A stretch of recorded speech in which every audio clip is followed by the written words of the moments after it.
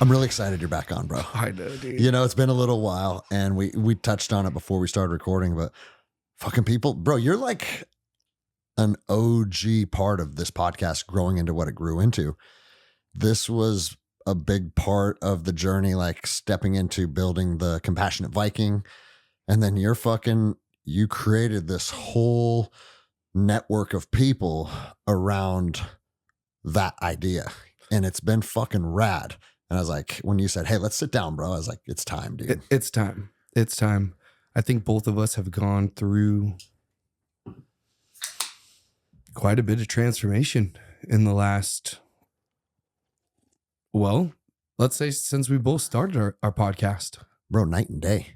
Right? We're not even the same people. Like, so I already recorded the intro for this because I'm supposed to have episodes up by Wednesday. Yep. And it's Thursday. So I need to get this uploaded the second we're done. Okay. So I recorded the intro and I was like, man, like you all remember Tyler from when he was anti-government corruption, speaking out against the New World Order, like all the stuff that you're so knowledgeable about. And for the time, that stuff was relevant. Mm-hmm. For the time, that was part of kind of helping wake people up. Because my platform was inevitably built around speaking truth and fucking waking people up. Right. And people love that about you. And I don't think I've heard you reference something like that in a year or two because it's not relevant in what we're trying to do right now. Because I think as a human being, our goal is to grow. Our goal is to evolve. Our goal is to expand. And during the COVID stuff, I happened to know things that a lot of people just didn't know at the time. And so I think that if you know something in your heart, it's almost like obligation. You have to speak it. Yeah. You know? And we happened to be on the same energy train at the time. You got fired from your job. I was going through all my shit. But then what happened was, what was the solution? Yeah. No, and bro, I've had people say to me, it's like, bro, like when I started following you, what you talked about was very relevant for the time, but watching you move past that and be on a journey has been so much more enjoyable than, you know, a typical internet personality or news pundit. And the example he used was like a Dan Bongino, right? Mm-hmm. Which I like his content. This isn't casting shade at him, but he has his niche, and his niche is speaking out against things that Democrats do that piss people off. Right. To continue to do that day in and day out for years at a time, like I know it wouldn't be fucking serving me at all, dude. No, because as we've transformed and evolved through this journey up till the people we are sitting here at the table today, is I happen to remember a whole nother component to the human experience. It's like I came across these chapters that in the operating manual of being a human that I was never told about, or they skipped back in fucking kindergarten. And I started realizing the power that a human actually has, what our consciousness actually does and how this reality kind of works. And what I have found is that I was creating my own hell. The same thing that I was bitching about every day was coming to me all day, every day, because that's where my attention's at. Yeah. So this is where this thing of like, we don't want to be ignorant. I still know all that stuff. It didn't get deleted out of my memory. But what am I focusing on? Am I focusing on what this world or people or group of, whether they're humans or reptilians or whatever the fuck they are doing to me? Because as long as I'm focused on what they're doing to me or what the people in my community are acting like, I'm pulling that in. That's what I'm attracting. Yeah.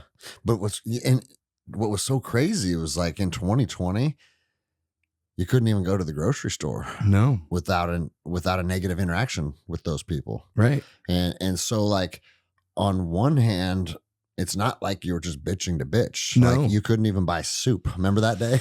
Yes. Yes. Which you can go back 200 episodes and hear that story. But it was like, man, it wasn't just, oh, this is something on my TV consuming me. This was like, man, you tried to buy soup one day. You're in a physical altercation. You tried to buy weed one day. You're in a physical altercation. Like it was front and center. So to not have it be like something that was on our minds very often, I think it was almost impossible. It was almost impossible. And I think we had to at the same time because, bro, if we didn't, if there wasn't enough people that were pushing back, would that have been the point of no return? Maybe. Well, we did what we knew what to do with what we had at the time. Yeah. I did the best that I could do. Yep. I didn't want to hurt anybody. I just want to be fucking left alone, man. Let me buy my soup and smoke my joint. You know what I mean?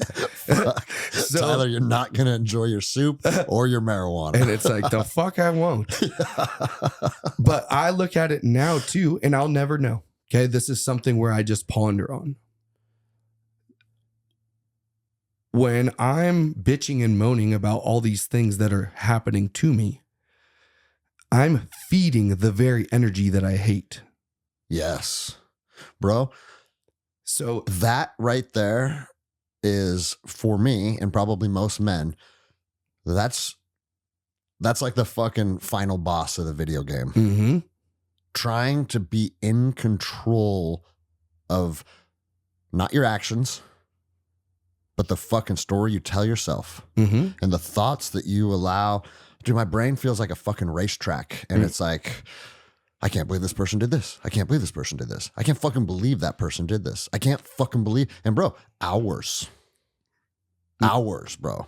Like, and again, you know, I've had a interesting couple months where when my brain starts to do that, what it does is it doesn't allow me to sleep because it wants to think. And so now, and bro, the Havamal even says, like, if you're not you're in balanced, my field, Greg. You're in my field. Bro, I was just going to tell you. If you can't sleep, it's because you're not a balanced man. Right. And you know what else it says?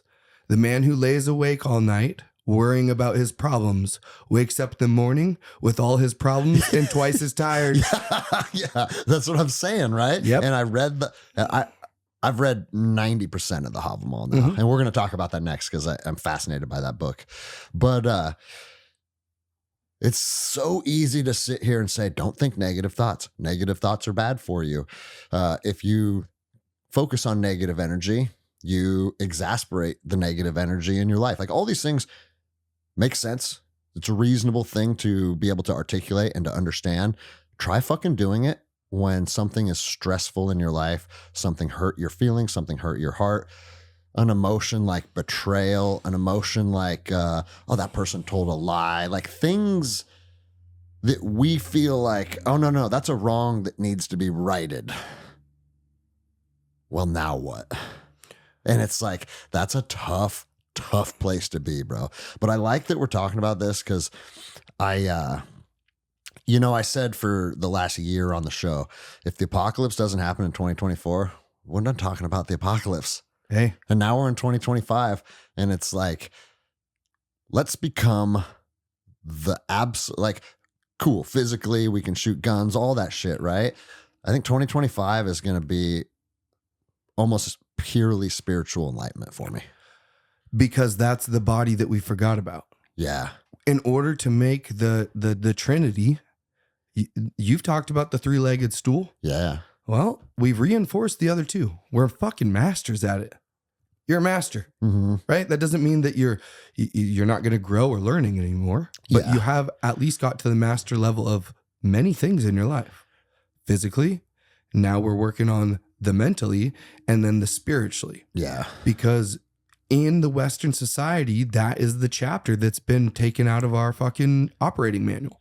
Isn't it crazy to think about, like, sure, Western culture will kind of prescribe to a religion per se, but like take organized religion out of it. Just talk about like breathing to center yourself, meditating to push negative thoughts out of your mind and invite positive thoughts into your mind, sitting in a river to help feel like you are flushing negativity out of your body. Like these things that we have started to embark on.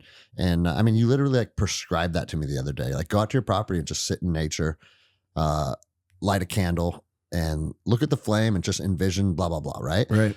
Imagine teaching 7-year-olds that stuff. Right. And bro, like, oh, well, there's a separation of church and state. We're not talking about a church or religion. We're talking about. Does the church say that you can't go to the river? Does the church say you can't look at the fucking candle flame? That's my point, dude. That's my point. It's like, why not? Like, how can we not teach kids? And this isn't like a woo-woo theory. If you say feel anxious about something and you're saying, hey, I feel anxiety building in my chest, so I'm going to do a box breathe exercise. And I'm going to do 4 in, hold at the top for 4, 4 out, hold at the bottom for 4. And I'm going to do 10 cycles of that. The physiology has proven it lowers your heart rate. It fucking buffers cortisol. It starts to make your physiology get in control of yourself. And now you're in control of your mind. Mm-hmm. Why wouldn't a 7-year-old need to know that? Well, they would, unless you want to control them. And you want to make them think that they're stupid. Because if I went and pulled 1,000 7 to 12-year-olds out of public schools across our country, and I sat down and looked them in their eyes and like did what I do, I bet not a single one of them is full of self-worth and confidence and belief.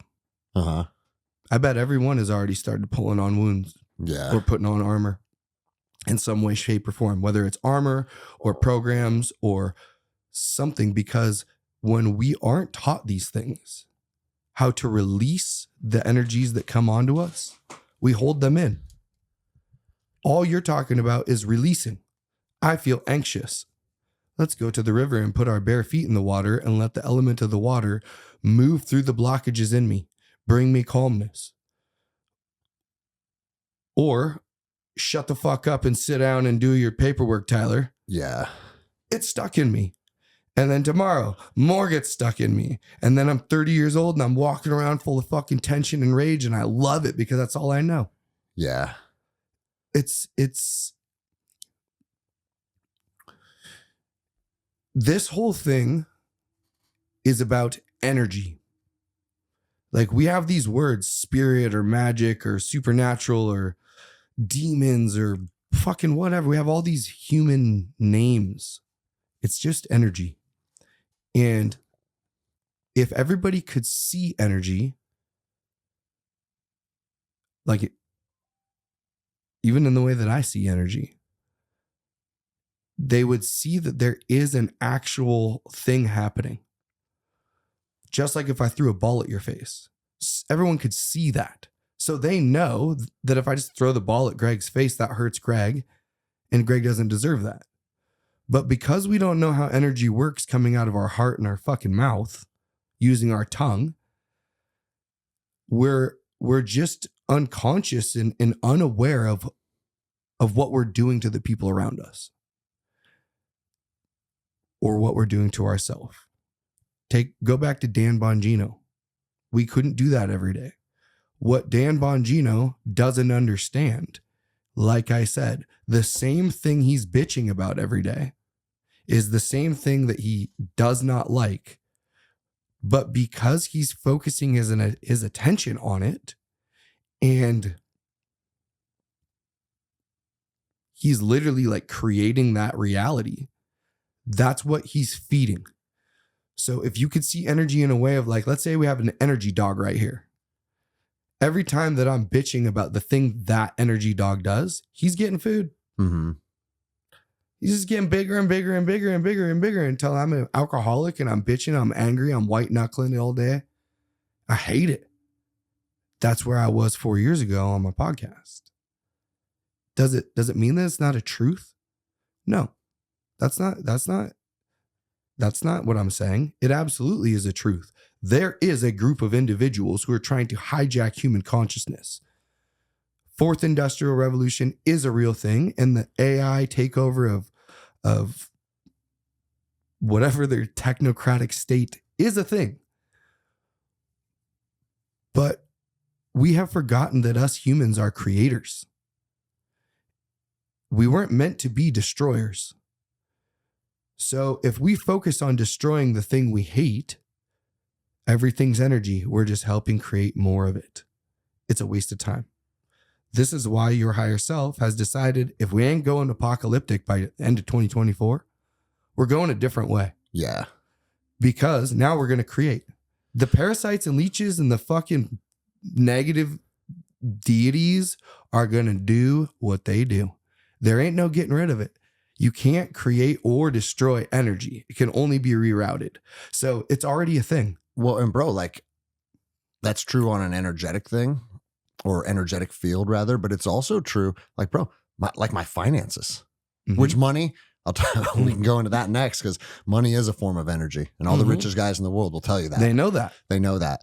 But it's like, I was buying so much ammo, so much freeze dried food, fucking Berkey water filters, like all the tools to build log cabins. And bro, and I got all this shit now, right? And I don't necessarily regret having all that stuff because that's kind of like, that's a little security blanket that you have in case. What if you need it? Yeah, that's what I'm saying. What if you need it? And so like, I'm not saying that I regret that or I shouldn't have went through that phase, but I can tell you from experience, that phase is very consuming. It's consuming emotionally. It's consuming financially. And I just reached a point. It's like, dude, do I want to build generational wealth so my family, long after I'm gone, can have some stability and some security? Or do I want to just continuously fucking dump all of my finances and all of my energy into a what if? Right. And it's like, well, I mean, to a certain extent, every fucking thing we embark on is a what if, right? So you got to weigh your what ifs. What if this happens and we have to go live out in the woods and eat squirrels and slugs? Okay, well, I jumped into that what if for a while. I prepared for that what if. And if I'm being completely honest, it doesn't look like that's where we're going anytime soon. It doesn't feel that way anymore. Something in 2024 felt off. Yep. And I don't know what that was. But almost everybody you talk to, they also felt that energy that was like, man, something fucking dark is going on. And now it's kind of like, and it's not just fucking, oh, Trump got elected. Now we're all going to be saved. That's not what I'm saying. I think Trump getting elected was partially a response to people kind of being like, oh, okay, what's really fucking going on here? Right. And people started to have like an energetic shift. And I feel that. So what do we do with this energetic shift? I think we kind of like, we surf it. We jump on it and be like, dude, what good can we pull from this? Right. Where's this going to take me? You already knew where the darkness was going because you could feel it. And for whatever reason, it never came to fruition. And maybe that's good, maybe that's bad, but who cares, right? We're on this next phase. And it actually feels good knowing you're moving into a phase that's like, that is more rooted in love and light and less about fucking New World Order and beheading people. However, that's always in your back pocket too. It's like a bizarre dichotomy, but it's like a scale, right? And the scales were just tipped one direction, and I feel like they've shifted to the other, even though both existences are still there. Right. I was going to say it's balance. Because every emotion, you like, okay, when people come to like a ceremony or a healing with me, a lot of people will be like, I want to get rid of my anger. I want to get rid of my anxiety or my depression. And I'm like, you don't understand. You ain't getting rid of nothing. You have to accept this thing. We have to figure out why we're so out of balance. So if you were to take a circle for the cameras, take a circle, and on the edge of the circle, like sun rays, just write every emotion that a human has, right? And it's just around the dial. Well, the goal is to be able to get in the center. When someone says, find your center or get into balance or find, like, ground yourself or get in alignment, what are they saying? They're trying to find like the neutral position in their emotions, which is the most badass place to be, because now every single emotion is equal distance. If I needed to hit joy, boom, I can go right back to center. Hit rage, boom. It's always the same shortest path. But when we get stuck off balance and we get stuck way out here on fucking anxiety, working all the way to get joy. to joy is a motherfucker. Well, bro, it's funny you say this because his name's Peter Kell, and he's one of those guys that like millionaire mastermind, or whatever the fuck you want to call it. He has a chart that he passed out that has that on it. And it's a circle with every emotion written on it. Really? And on one side is the good, like what we would deem good. Mm-hmm. And then the opposite of that. Right. Right. Right. Like joy versus, like, let's say despair is the other one. Mm-hmm. Right. And every emotion has an opposite corresponding emotion. Mm-hmm. And it's what you just described. He gave me a copy of it. There you I'll go. show you it afterwards. And that center point, here's something I want to bring up too, because as someone who created this fucking badass warrior, this was a difficult thing for me to accept within myself. That center point, that balance point is, I'm going to say, Zen. Uh-huh. I fucking hated Zen. Anyone who wanted me to be Zen, I'm like, you don't fucking know me. I'm not Zen, okay? I'm a fucking son of a bitch, Right, dude. right. Until Well, bro, I found and out. We talked about it with me, a month ago? Because, bro, like, I've been so conditioned to thrive in chaos Mm-hmm. that it's like, give it to me, dude. Give it to me. The thought of some shit going off that's chaotic as fuck, it excites me. Mm-hmm. Does that mean that's what's going to serve me the most? Mm-mm. No. Mm-mm. Mm-mm. So we're just living our life, trying to trigger our root chakra to give us gnarly responses to things. Yeah, like fighting and fucking, bro. And that's it. And then we feast and sleep. Yeah, bro. I mean, I literally had that on my wall in Iraq, a fucking poster that said "Eat, fuck, kill." There you go. And it's like, stay in the red one, man. And when I'm fucking 23 years old in fucking Ramadi, it's like, yep. That's also the only way for you to fucking come back home. Yeah, exactly. Like, that's, I mean, bro, and that's the fucking interesting thing in all this. If I was in Ramadi, Iraq, saying, "Hey guys, when we're on the rooftop, a lot of you guys seem high strung. You guys seem filled with anger. You guys are saying things like, I can't wait for somebody to poke their head out so I can blow his fucking brains out." Like, there isn't balance there. No. War is chaos. Yeah. And chaos is stemmed from not having an outlet. Mm-hmm. So what are they going to do? They're going to create an outlet. Yeah. Shoot those guys shooting me. Yep. And then, so who's good and who's bad? I don't know. It's just a game at that point. Bro, I've said it a lot on the show. I think, we could talk for the next 2 hours about the political deception that led to me being boots on the ground in another country. But take all of that aside, young men just like to be out doing fucked up things. Right. You And we should be, but we should be able to have a society where it can be harnessed in a way to progress us forward rather than hinder us. Yeah. Because this goes into like a rite of passage, right? Like a 14, 15-year-old boy in a indigenous culture, he's got testosterone dropping in his nutsack now. He's eyeing the other chicks in the fucking huts at nighttime. And he wants to be a man. Yeah. He wants to be treated like a man. He wants what those fucking elders have. But there's only one way to do it. And there's a way. And now each culture has their way. And I'm not going to sit here and tell you what one's right and what one's wrong. I don't think any of them are right or wrong. It's their way. But we don't have that.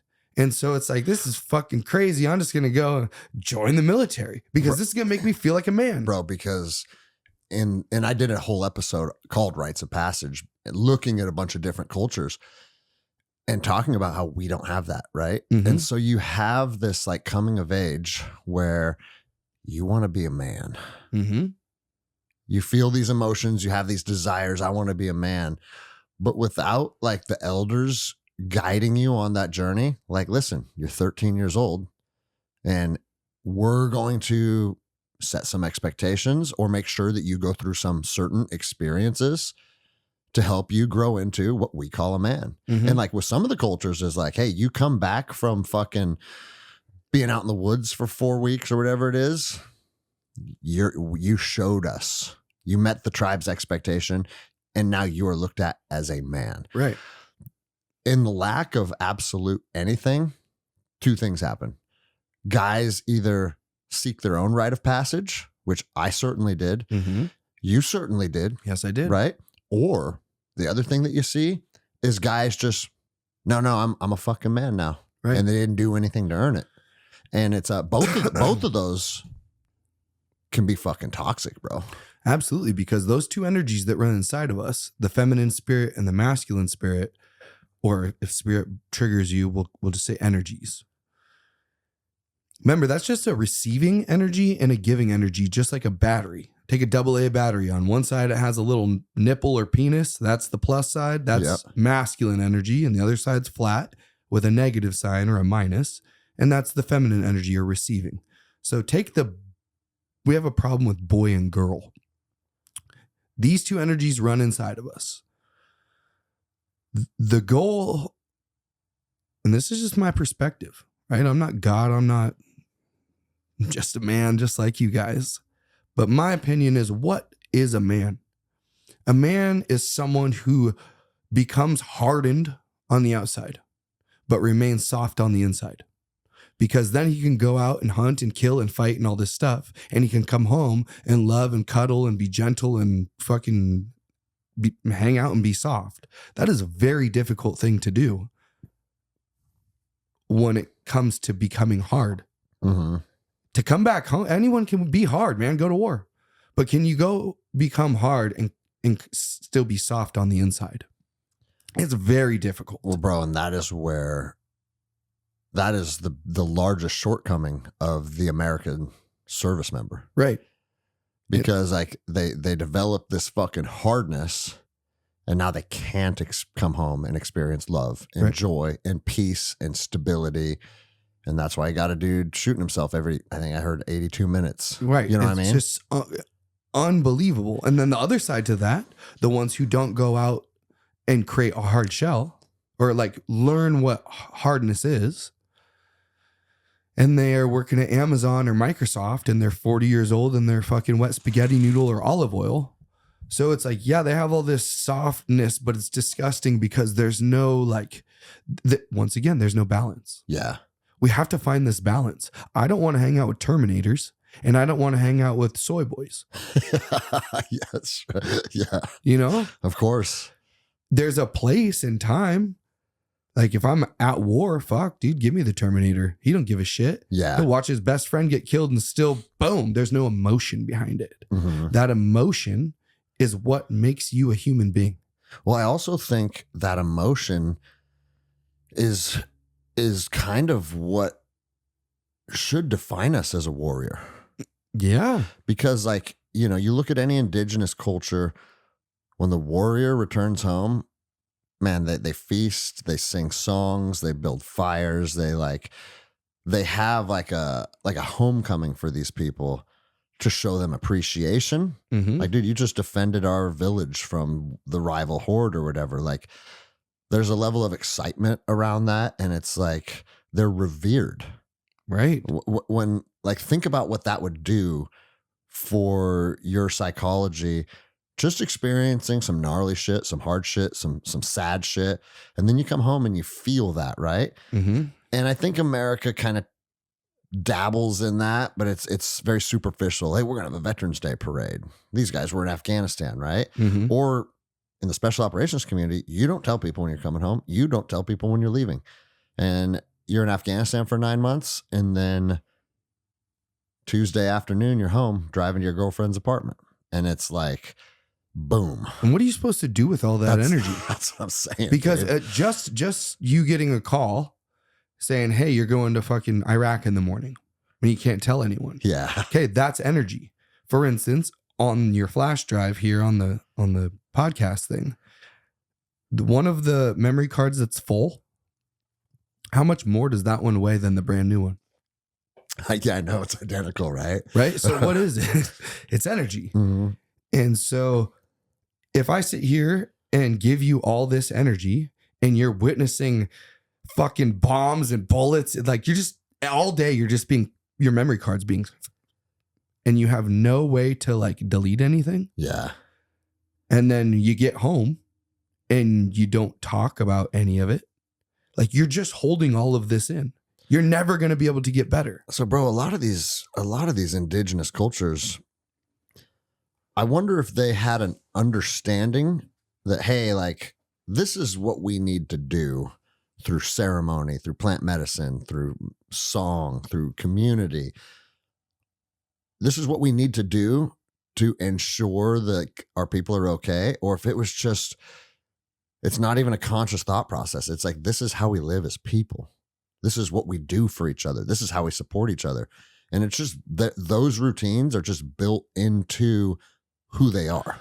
Well, to go even deeper than that is we are at the most dense, well, I would say we're coming out of it, but we were just in the most dense time in human history. What do you mean by dense? Like the most 3D, meaning like a realist. If you can't see it, touch it, smell it, taste it, or hear it, it doesn't exist. Yeah. Our probably the highest percentage of atheists. Right. Which, hey, if you want to be atheist, have at it, man. But we are coming out of that because people are learning how to tap into something that we had forgotten about. Mm-hmm.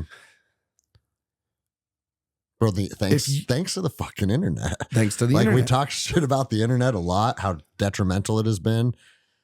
But I also think it's the absolute mandatory tool for the Great Awakening. Right. It's their Achilles heel. Yeah. You can't take over the world and have digital shit without the internet. But also, we now all get to connect immediately.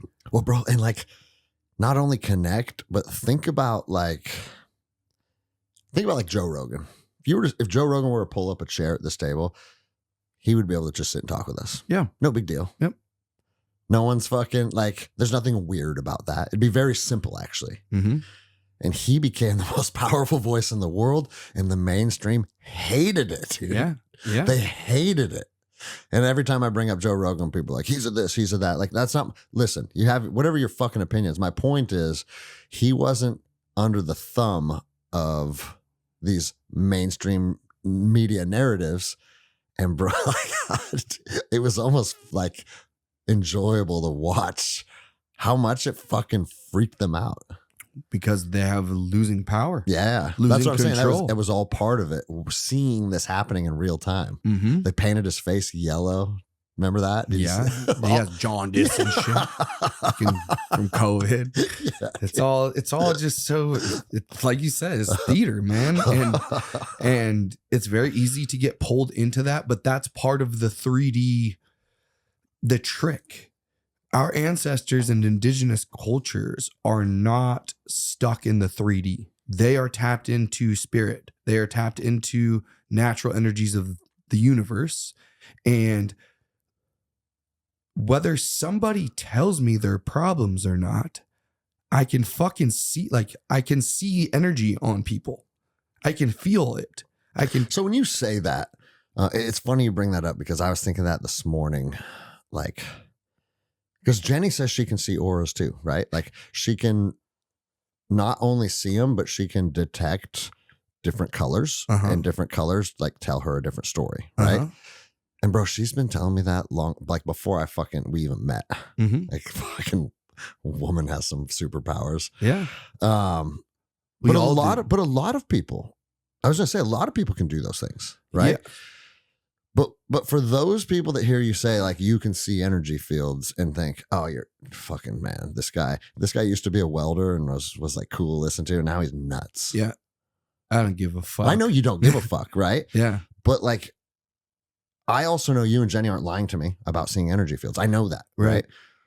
So what does that mean? What do you Let's go into it. All right, go into it. I'm going to turn my fucking phone off. I hear it ringing. But go ahead, go into it. Okay. So in my case, I can see energy fields, meaning your aura. Now, for the people who don't want to believe in an aura and they want scientific proof, it's called a biofield. Yes. So I can see people's and it's biofield. measurable by like scientific instruments Right, now. right. It's not woo-woo, it's fucking science. And they've also been able to measure how different biofields can like interact with each other, right? Right. Okay. So well, let's just get into that right now. Think of this. Everyone knows what a trampoline is.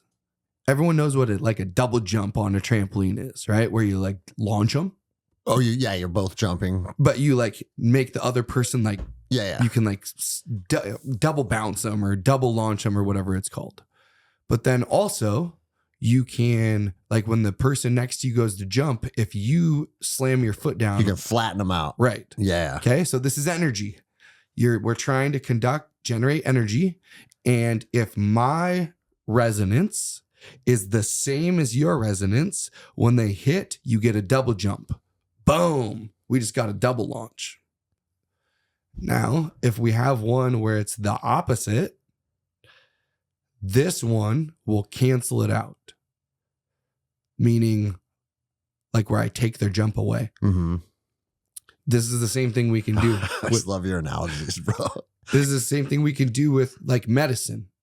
For instance, you take a cancer cell. A cancer cell, vibrates at whatever frequency it is. And then if you hit it with the same frequency as it, which is a low frequency. So microwave hot pocket. That's just my metaphor. Uh-huh. Then now you just double bounced it. You double jumped it. Now that thing is like fucking building all sorts of energy. You do it with the opposite. And I don't know what the opposite is. I'm not a fucking doctor. But let's say a freshly grown apple right off the tree. No pesticides or anything. And you eat that. Now it's the opposite. So it takes the jump away. You keep taking the jump away and then this thing disappears. When our auras are emitting a frequency, like right now we're synced up very well. It took us a little bit at the beginning. Mm-hmm. I could feel your heart rate was beating faster than mine, but that's okay. And now we're synced up nice, which means that we're together. And for people that don't fucking podcast, when you're not synced up, it fucking sucks, bro. It sucks. It sucks. So on your aura, that's one thing to see. Yeah. When I'm saying I'm looking at energy, that's just a part of it. For instance, if we're looking outside and you have a 180 degree view and I say, I see the tree. Sure, but there's butterflies, there's cars, there's all sorts of other shit. The aura is just one thing. For me, what I will see is I will see a hole in someone's aura, meaning I can see where the wound is at. And then I can see not on their aura, on their body, on their physical body, where they have either armor, blocked chi or prana or life force, or sometimes even like, well, I just did a ceremony yesterday. And I'm sitting there and I'm sitting in front of the fireplace right where we did it. And this time it was just me and Vanessa. So Dawn wasn't there. So it's me and Vanessa and Working with somebody. Right. Okay. Yeah. Yep. So I'm the talk therapy guy. She's the body work. But we also can both see and both feel. And so like, sometimes maybe I will see or know something that she hasn't caught yet, but then I can tell her and then she will go and deal with it. Anyways, I'm sitting there and I'm looking and I was it was a girl. And her right eye, this whole chunk is like, it looks like she got crushed. Like, I don't know how to explain it to you. So this is the thing as a healer. I'm going to tap into these energies way, like you guys are unconscious of it, but I'm seeing it. I cannot say, I see on your eyes all fucked up. That's an energy transfer. Yeah. What if she's not really, for one, what if I'm making shit up and now I just made her believe this new story or something? And for two, if she's not ready to heal that, that's just going to make her head spin because she hasn't got to the memory of it. So a good healer will get you to get there on your own. So I see it and I'm feeling it and I can feel my right eye like starting to want to like close up. Like she got fucking blasted, bro. So I'm like, how am I gonna get her to walk? To acknowledge this and start walking in it.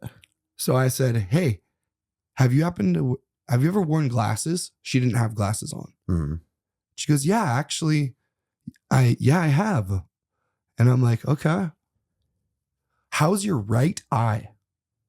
Like, how's your vision in your right eye?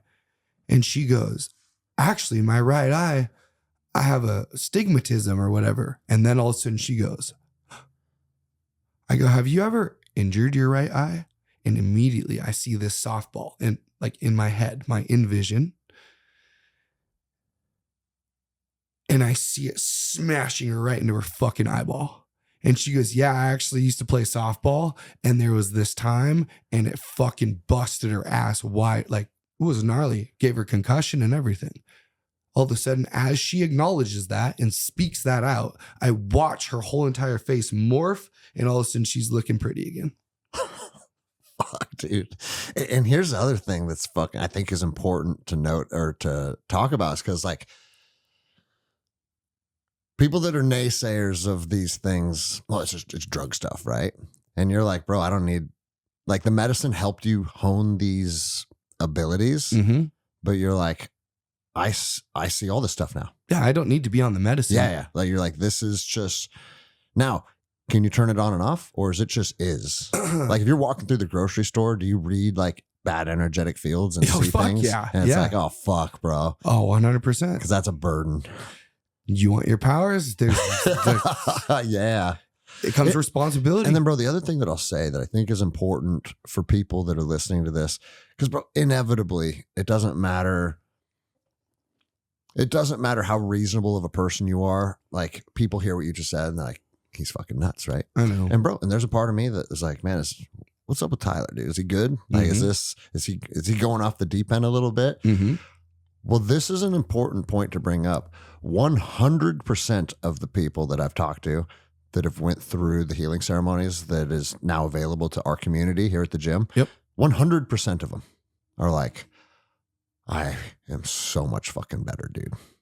And it's not just like, and here's the thing. Sure, it's some people that fucking have like a lot of experience and maybe like partying or being stoners or fucking eating mushrooms all the time, right? There's a lot of people that have never touched anything. Right. They're like, you know what? I'm scared to do this because I don't do these things. I'm nervous. Like, this isn't who I am.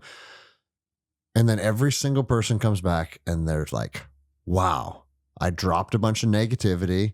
I forgave people that did gnarly shit to me.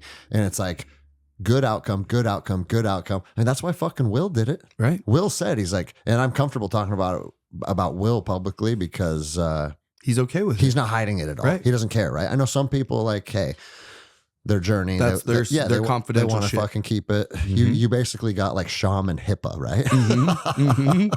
But man, he goes, dude, I've just seen too many people go do the work with the healing team that is really like aligned itself with this gym. And every single time they come back and they're a better version of themselves. And he goes, and starting with Tyler. He's like, I remember Tyler from fucking 2019 or whatever it was, or 2020 versus who he is today. He's like, man, whatever that is, I need a piece of it. And Will's not into this stuff at all. No. At all. And he went, I was standing right fucking there, bro, like, I don't know, a month or two ago. And he's like, yep, it's all real. He's like, Tyler taught me how to feel with my heart again. Tyler taught me this. Don taught me that. And it's like, at what point when 100% of the people that I have the utmost trust and respect for are saying, this is what it is. Right. Do you just acknowledge this is what it is? You know? I'm going to put it into jujitsu. If you have 10 people tell you jujitsu is real, and it's a fucking real thing. Unless you go to jujitsu and you go experience it for yourself, you just don't know for sure. Yeah. It's a feeling. And hey, here's another jiu-jitsu analogy, right? Because if you watch jiu-jitsu and you watch the UFC, you think you know it. Mm-hmm. You think you understand it. I had, who was it, man? God, this was just last night. And I was talking to someone and they're like, dude, the biggest takeaway from joining this team is like, when another person's on top of you, like, I can't control the anxiety that I feel. And I'm just like, and it was like a tough dude, like someone that, like, you know, when you see that guy walk by someone in the grocery store, no one's going to think, oh, he would feel anxiety, right? Fuck, it'll come to me. Mm-hmm. But for us, it's like, duh. That's right. that's the whole reason why we're all here, dude. Right. Yeah. Right. And it's a real thing. And you just have to experience it. But I want to put it out there for all of you listeners. You don't have to jump all the way in the deep end at the very beginning. Like, this is your life. This is your path. You go at your own fucking stage and comfort level. And most of what I'm doing, I don't need to be on the medicine. We can set up, like, you know, I do like advisory sessions all the time with my runes on the phone, all the time. And I watch it help these people from all over the world and country. And it's over the phone. Yeah.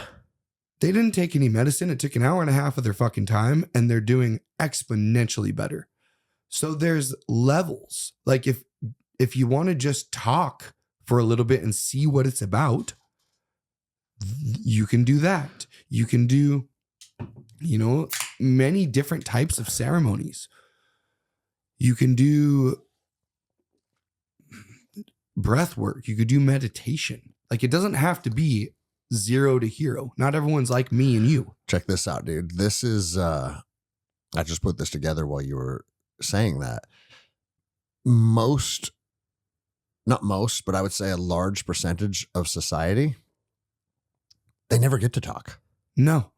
These recorded episodes that we've been doing for 4 years, they're part of ceremony for you and I. Yes. Do you know what I'm saying? Yes. Most people, not only do they never get this, but they're so removed from just sitting down and having a conversation that's rooted in reality and truth that when they do sit down, like, what did Anthony say? I don't want to fucking tell anybody anything. Right. So not only do you not get to experience, but when you finally do get to experience, you're fucking nervous to say how you feel. Right.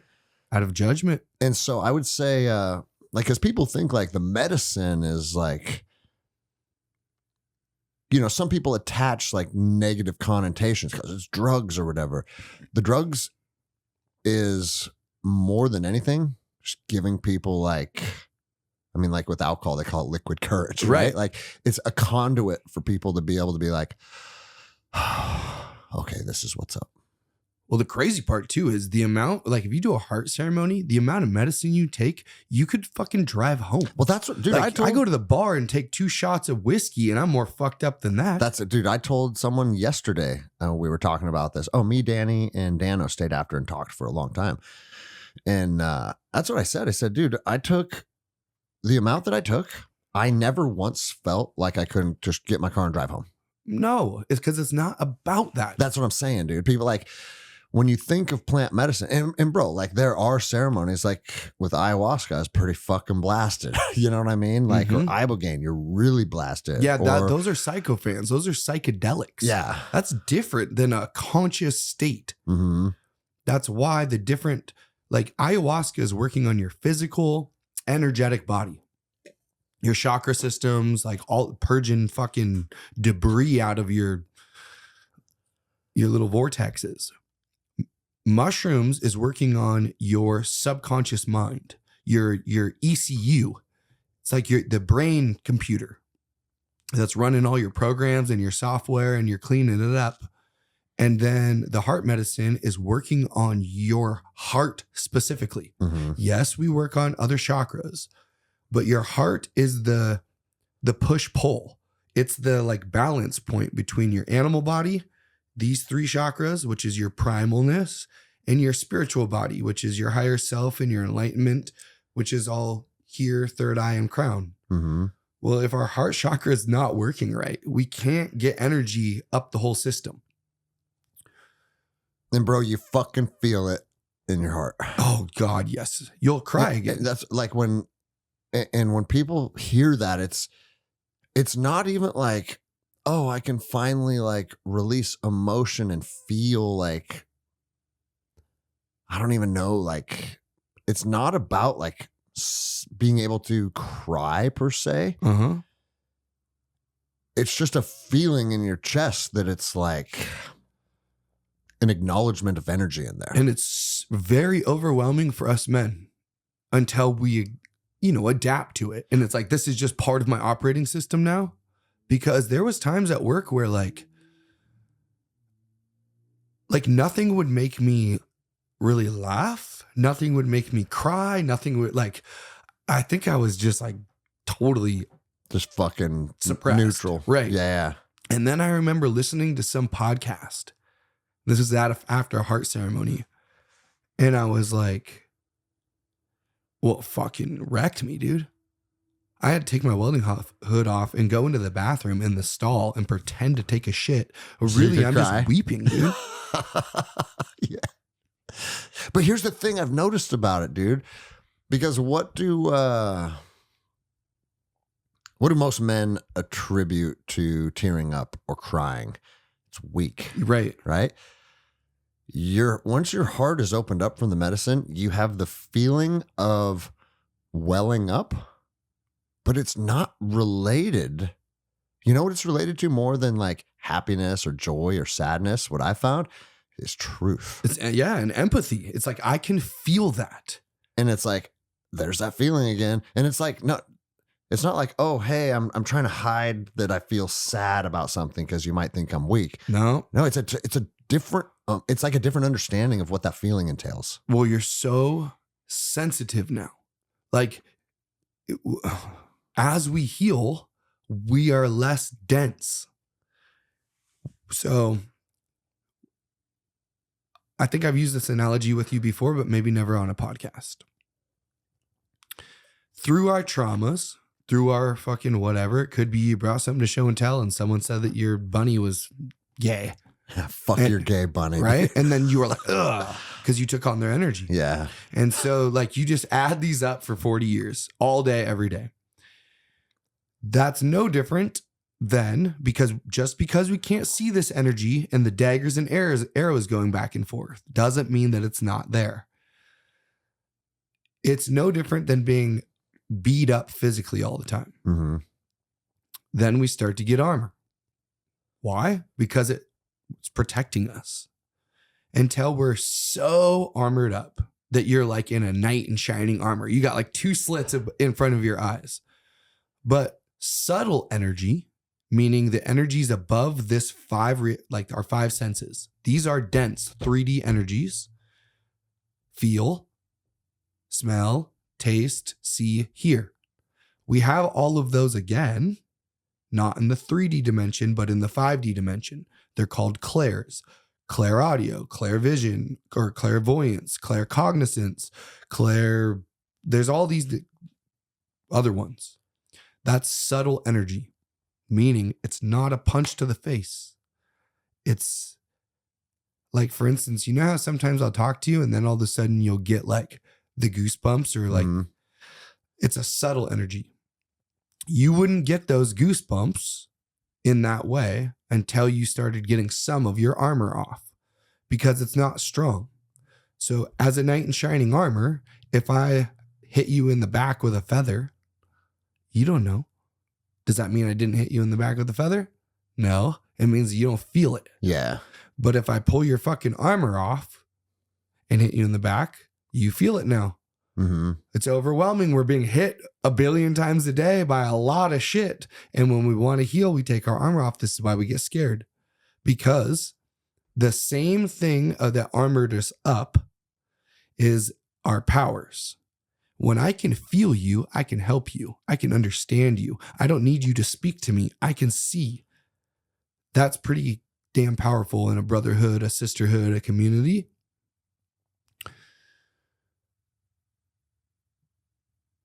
But when we open our heart is what's receiving all this information. And so you're now sensitive.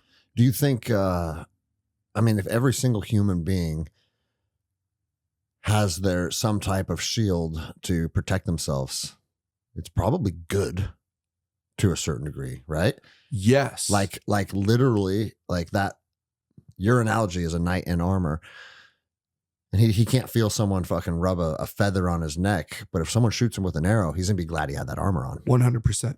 So he needs to be in charge of when he can put it on and take it off. Right. And he will realize that once he begins to trust himself again, you can fly the freest with you will create new armor. Like for instance, on my healing process, I did not get my armor all off at the same time. There would be times when it's like, oh, I can get armor off my hands in my left arm, and that's it. And then I got to integrate. And then I got to come and I go to Costa Rica, and I'm pretty good, but I still have all my leg armor on. It's my foundation, meaning I'm not ready for someone to fucking shoot me in my foundation of what I believe, or it might really wreck me. Yeah. So I leave my leg armor on to be able to take those beatings when I go with 20 wounded people to a different country that I've never been before. Yeah. Then I learn those lessons. Then I come home, and did I learn the lessons to create me to be strong enough now to get the leg armor off? Yes, I did. So then I take the armor off. However, as we take this old armor off, and when I see it, it looks in all different forms. I've seen ropes around people's necks. I've seen bullet holes in people's faces. I've seen fucking bolts like Frankenstein down people's legs. I've seen like squares. I've seen like symbols, or it almost looks like matrix code of tattoo running through people's bodies. Like I've seen a lot of crazy shit. Well, bro, and here's another point that is interesting to bring up is when you have the capacity to see these energetic wounds, which I don't. Uh-huh. And I want to. I was like, dude, I want to be able to, just like for my own knowing, right? Right. But when I talk to several people that do have the capacity to see, bro, they'll walk in and they'll all see the same shit. We all see the same without communicating it to each other. Yes. And that's where it's like, oh, okay. That kind of dispels like, oh, well, like this dude's fucking just either making it up or seeing this. Like, I don't think anybody thinks anybody that's part of this community is a liar. Right. You know what I'm saying? Right. But they might think like, wait, does he really see that? Well, when 4 people see the exact same thing without communicating, that's not a hallucination. You are literally, I mean, there's really one of 2 explanations. You are seeing something, some type of energy for what it is, or you guys are able to telepathically tap into each other's thoughts. Yeah, either one of those, there's something going on. Yeah, yeah, it's a real thing. And also, I want to be clear too that my vision or clairvoyance is the last one that I trusted. What do you mean? So I just told you about these 5 senses we have. Yeah. But really we have way more. That we just only have 5 senses in the animal body, in the hardness. But then we zoom out a little bit and we can tap into these other ones as we take our armor off, like I said, because it's subtle. So in order to feel the feather, you got to be really sensitive. Well, I think literally 100% of human beings would agree that we have more senses than the 5 that our physical bodies feel. Right. You know, it's like I've talked about on the show a lot. Go to war. Right. Before you get ambushed, the hair on the back of your neck stands up. We all have them. That's what I'm saying. saying. We're just not so in tune with them. What is that? These are your intuitions. These are your special abilities, your magical abilities that we just haven't been taught really about. So you take your armor off, and then like me now, I'm not naked. I have armor on. It's armor that I built consciously, not from a wound of self-protection. Like, but an intention of protection. Yeah, like Dawn in particular is like, I ain't taking that off. You will never let anyone ever take that off. You literally ripped all of that shit off from how this lifetime, last lifetimes, and you have created something you don't want to take it off. And I'm like, no, I don't. I like how I feel. But now, like I said, my clairvoyance was the last of the subtle senses that I trusted, because it comes into trusting yourself.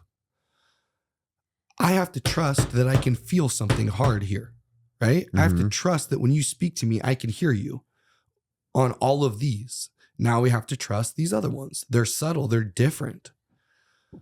My first one that came in was my claircognizance. And I have a feeling this is what's going to happen with you, because we want to see shit. Of course we want to see shit. And so we like reassurance. We like, you've already said it 5 times. These are the senses of the physical body. So what are we conditioned to believe is proof? See it to believe it. See it to fucking believe it, dude. But here's the thing. And I want to. All right, and you will. Yeah. And you will, but we won't. This is what I found with me, okay? We won't see it until, because here's the thing. It's not in the physical. We're looking for a can. We're looking for like something tangible. We're going into the supernatural or the metaphysical. It's like the layer above physical. For me, I had my knowing came in first, where I just fucking know something. I don't know why. I don't know how. I don't know where it came from, but you couldn't pay me $1 billion to change my mind on it. Yeah. Where the fuck is that coming from? I haven't noticed that in my life before. And then all of a sudden it's like I'd pick it, and then a day later, or a week, somehow Spirit would validate this for me. And I start to recognize this pattern of like this divine language inside of me, where I get these knowings, don't know where they came from, but then it proves to be true. Oh, bro, like my astral projection to Emily. Right? You know what I'm saying? Have you talked about that on here? I've referenced it. I'm actually doing an episode with her in 2 weeks. Okay. So we're going to unpack it there. Good.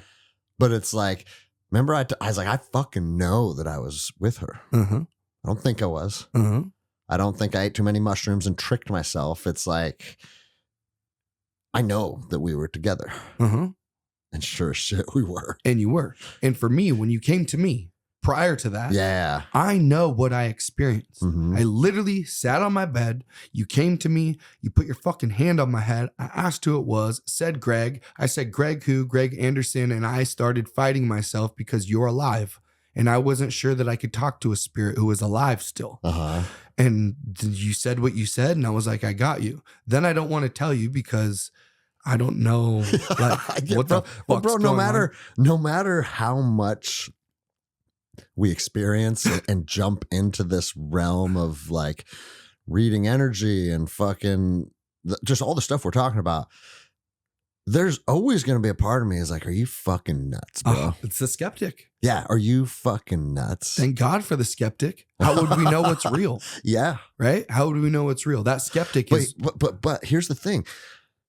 It's like I already said, if 100% of the people that I know that have went through these ceremonies or these practices, or we'll talk about the runes next, right? Are finding benefit in them. What else is real? Real is this, Greg. Real is whatever you believe. That's what I'm saying. Seriously. Yeah. Whatever you believe is real. And nobody's living in the same reality. Yeah. We live on the same map, but a different reality. So I just seen the other day, someone's still wearing like a customized face mask. And I was like, whoa. Like I've jumped so many fucking timelines since then. Yeah. That I forgot about that timeline until I just realized, oh shit, their reality is literally so different than ours Yeah. that we can't even comprehend their lifestyle. That's okay. Because there's plenty of people listening right now that don't comprehend this. Yeah. If we were playing Grand Theft Auto, are you getting mad at the fucking way the dude walks across the street when you're like doing your mission? Uh-huh. It's like, no. So the knowing, okay? The knowing is this. I know you came to me. I know you did. There's not a doubt. You couldn't pay me $1 billion to change my mind. Then it takes me however long it was. And I'm like, fuck, I think I have to bring this up. And I remember feeling scared. Yeah. And then because I also knew where you were at the time, it wasn't fully received. And I almost started taking on your energy of second guessing myself. Did I make all this up? Yeah. And I remember having to go in like, no, you didn't, dude. You didn't. And if it's truth, it will be revealed sooner or later. And when you got a hold of me with the Emily thing, like, and I was like, God damn it. You motherfucker. So that's validation for me too. Like, bro, and her. Yeah, and her. And then to fucking like just how crazy the universe is. I think I already told you, like, Chad Robichaud invited me to be part of a television series that he's doing. And maybe I won't give too many details. I don't know what's out there and what's not yet. But one of the episodes I'm going to be a part of, they want to take a deep dive into that subject of remote viewing. Right. And it's like, hey, and just kind of text me one day, hey, you want to hop on this call with us? You know, we're putting together a team of people. I think I've never talked to Chad about this at all. Right. But because you trusted that you could do it, it started with me, then Emily, and then all of a sudden you're like, I fucking did it. Yeah. Bingo. The door opens and Chad goes, hey, bro, you want to be a part of this? Yeah, dude. So, fucking. And it makes me wonder, just my life is just this fucking preposterous movie that I'm just like scripting in my head as I go. And it's just absolutely ridiculous because it's like, how the fuck? Like, how is this happening? But it keeps happening, bro. Well, part of it too is like, we've talked about this web of weird before. Yeah. And that's simply, we don't need to go into all the Norse mythology and stuff of it, but really it's past, present, future. And time only exists in a 3D world. It's an illusion.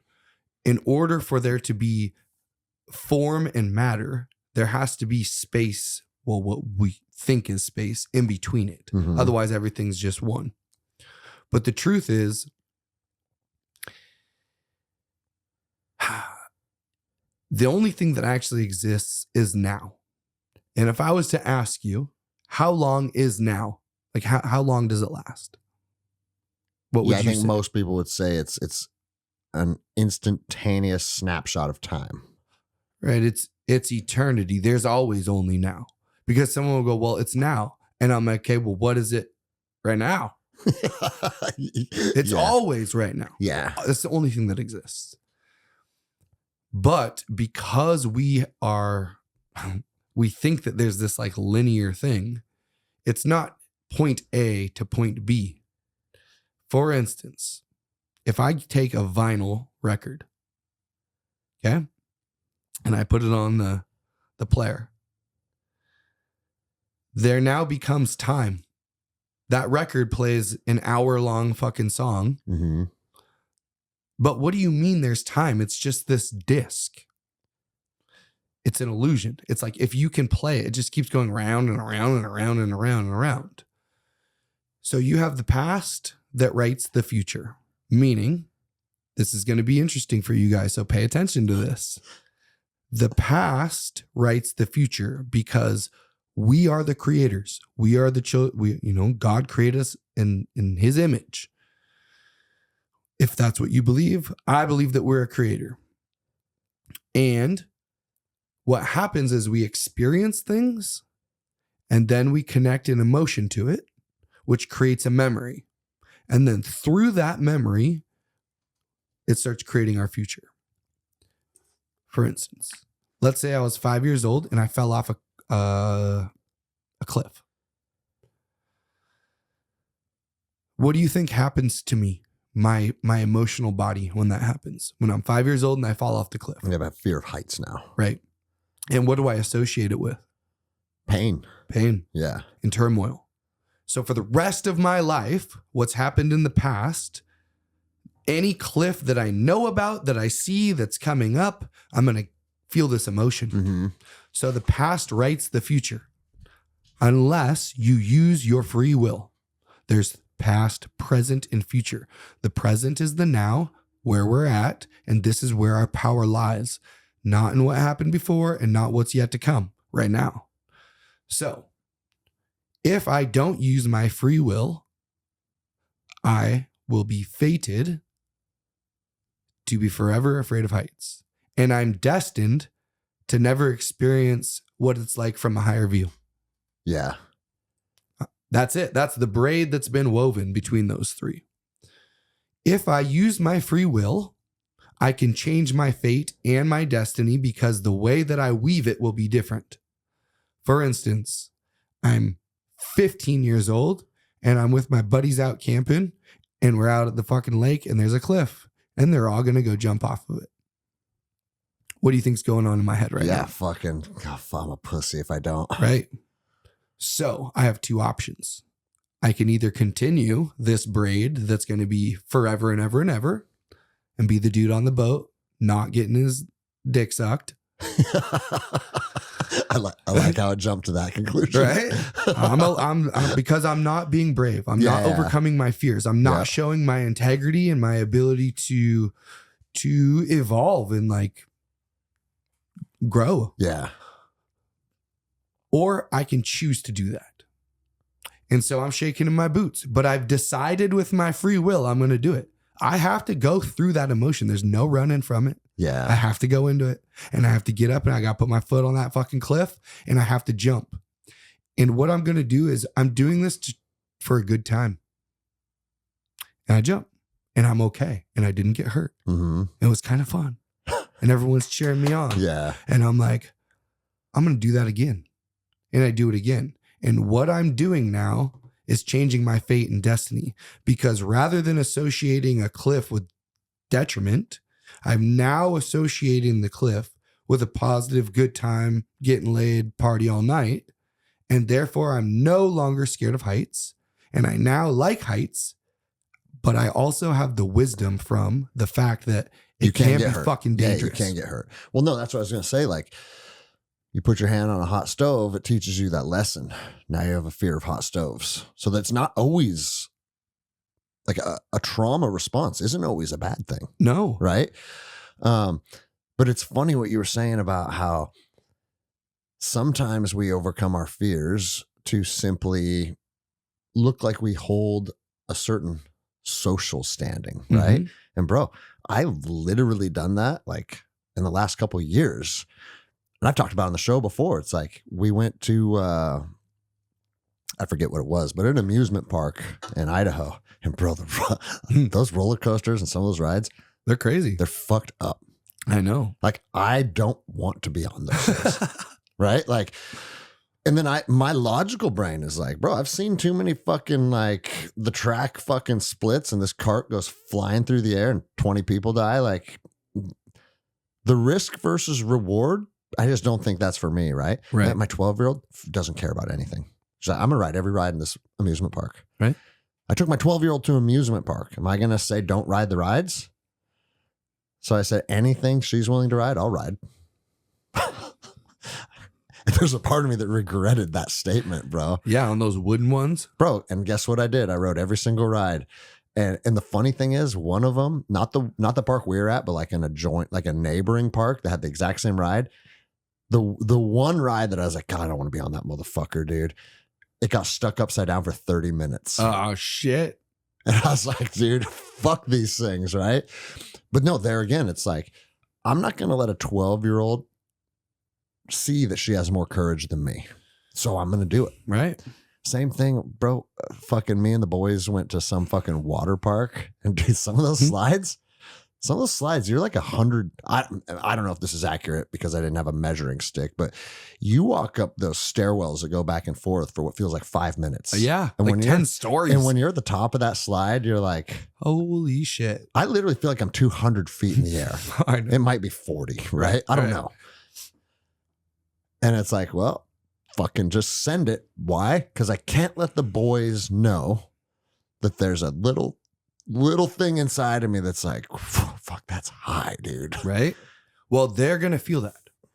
So as a leader, it's like you're a human. You have all the same fucking emotions they do. Dude. But the second that you're like, you guys, this is kind of too high for me, Dude, they're gonna take that on. Yeah, and I also know, like, they have always looked up at me as a symbol of strength, and if I portray. And again, it's a dichotomy, right? Because if I'm afraid of something, I should be able to articulate that, right? Right.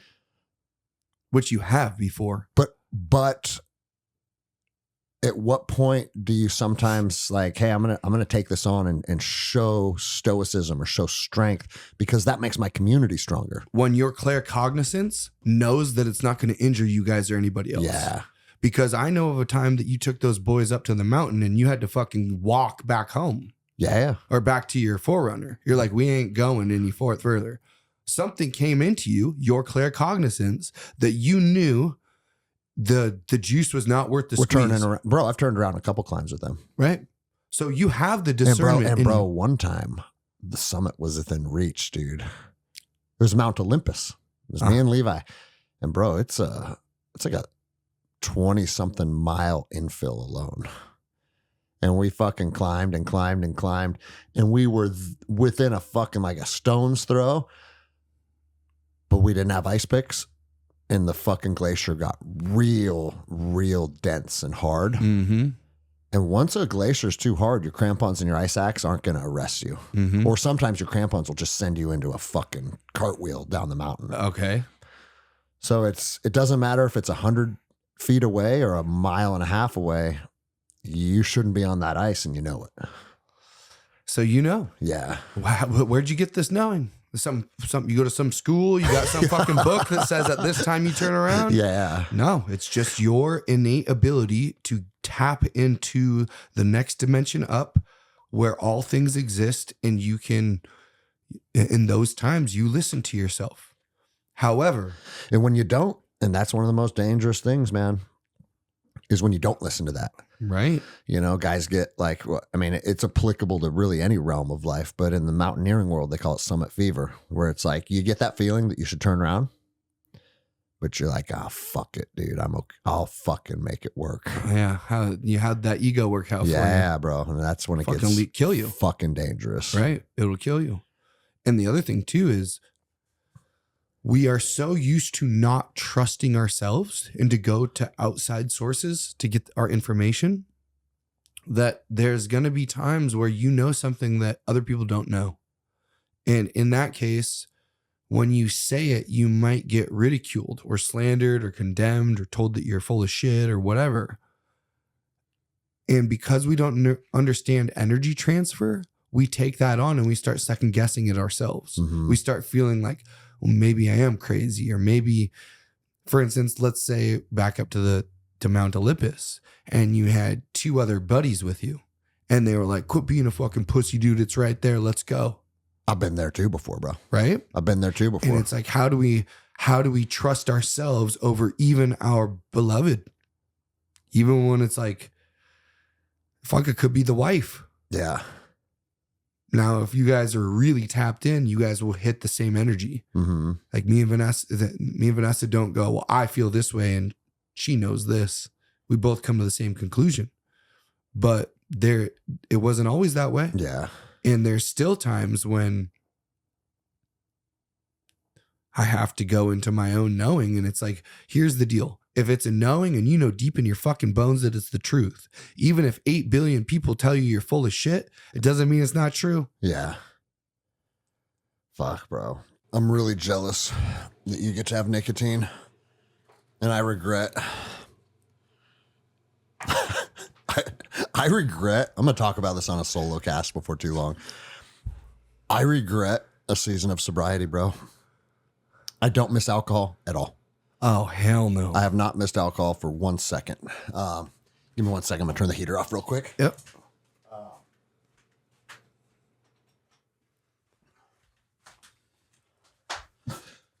But bro, I don't think I will, I didn't have a problem with alcohol. Mm-hmm. I'm not addicted to it. And sometimes I like having a beer or two or a Guinness or two, right? But my body is happy with completely extinguishing alcohol from my life.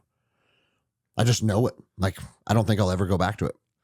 Weed and nicotine, bro, there's, you know. And now they're finding nicotine. Nicotine itself is not the problem. Mm-hmm. It's all the carcinogens and the way in which we ingest it, be it via smoke, via chew, whatever, right?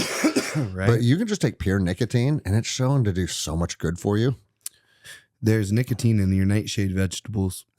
So it's like, Well, there should be. If there's not, then they've been genetically modified to be tampered with. oh, really? But an heirloom seed grown tomato, like peppers, that kind of shit, it's filled with nicotine. Well, maybe I'll eat a bunch of those and be like, oh, whoops, I didn't know. Yeah, right. No, I was obviously just doing away with Zen and fucking Grizzly. And I did it out of discipline. But now it's like, fuck, man, like I'm realizing that marijuana makes me a better person. Like it literally is beneficial to my life.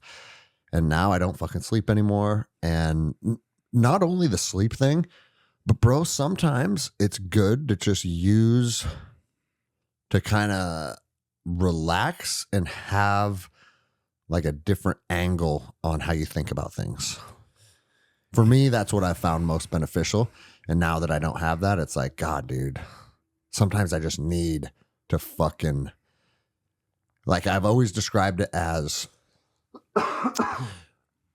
when you're in some type of situation, it can be a conflict or not a conflict, but we're observing it at eye level, right?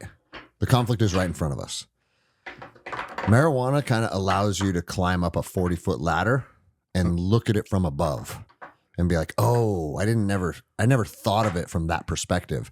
Then you crawl back down the ladder and you hold the memory. Like, it's not like, you know how like some drugs, like mushrooms and ayahuasca, even like some of the perspectives that you held or some of the experiences you were feeling, once it wears off, you're kind of like, what was that? Mm-hmm. That's not the case with weed. No. At all. No.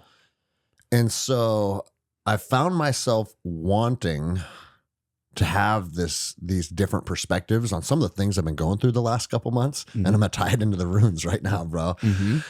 because I've been pulling fucking runes now to help me think about things from different perspectives. Or like, hey, I have this feeling in my body right now of sadness or betrayal, or like anytime you're going through something that's like is difficult. Mm-hmm. Let's pull a rune and see what that rune has to teach you. And you pull it and it's fucking like, I mean, dude, I have not had that not be beneficial for my life yet. Okay, so I'm going to stop you and ask you this. You didn't always do this. No, of course not. So what happened to make you want to start pulling runes? I can tell you exactly what happened. Okay.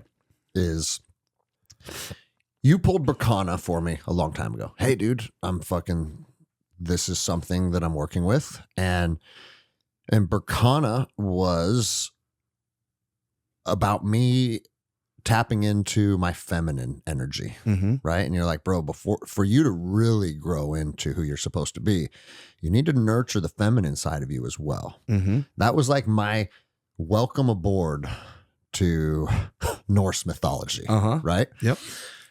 And I appreciated it. And I everything that I read, there was truth to it. But bro, it wasn't until I fell into fucking chaos. Mhm. There it is. There's that feeling. Hit me. Mm-hmm. Because your heart's still open. It's still open, bro. And it's a beautiful fucking Like, thing. and here's the thing. Why would I cry right now about talking to you about falling into chaos? It's not about that. No. It's about Truth. truth. That's what I'm saying. Truth. Like, got the goosebumps. It all hit me right there. Right, You right. felt it. I'm Yeah. sure you felt it. Right into it. Because it's truth. Bro, my life was in fucking chaos for a while. Mm-hmm. And you pulled fucking Thorizos for me. But not out of nowhere, because you decided to use your free will to do something to stand in your own integrity. Yes. That's why I pulled a new one for you. Mhm. Because you decided that you were going to do something Massive. massive. That shifted my whole Right. life dynamic. Right. You were ready to, that feminine is about like love in spiritual integrity. And just because you could just because we could get away with something, or not even get away with, just not get in trouble, doesn't mean that it's the right thing to do. And for whatever it was in your life, you had these things that you were like, I want to stand in my own moral integrity for this, not for anybody else, but for myself. And I fucking seen that, bro. Yeah. And it was like, time for a new rune, man. Uh-huh. And I pulled it for you, but you got Thurzos. But even that night, it wasn't really like, you didn't really mention anything to me until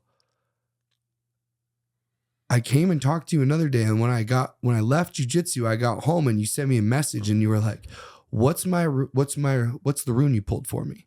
And I remember standing there going, fuck, dude, I've pulled so many runes since then. I have no idea what rune I pulled for you. Yeah. And I remember, that's not a truth. That's not a truth. That's a story I just created for myself. Mm-hmm. We remember every single thing we've ever done in every lifetime since the very beginning. Your intellect may not recall, but your fucking soul remembers. And I'm telling this to myself. Boom. Thurizos. And I knew it's like, and it was. I know it was, because I got to the memory of it. Yeah. Boom. I sent it to you. And then what happened from that point on? Well, bro, Thorizos is about, and the reason the Viking shit fucking like resonates with me is because it's not a happy story. It's not love and light. It's fucking truth. Get into a relationship with your fucking chaos. Mm-hmm. And Thorizos is like, it's the thorn, Mm-hmm. right? Mm-hmm. It's Thor, it's thunder, it's chaos. Mm-hmm. And it's like, hey, start to understand that the chaos inside of you can be used for good. Mm-hmm. But if you don't get control of it, it's going to be fucking dangerous for you. Oh, yes. And bro, and I knew that's the truth because I was fucking teetering on the realms of reasonableness in some of these fucking ups and downs that I went through with my family. Mm-hmm. Right. And it's like, and then you read about it and it literally breaks it down. It's like, and you sent me those rune meditations and it talks about all the stuff. It's like the primordial fucking chaos and the fucking Ganugagob and like all this shit.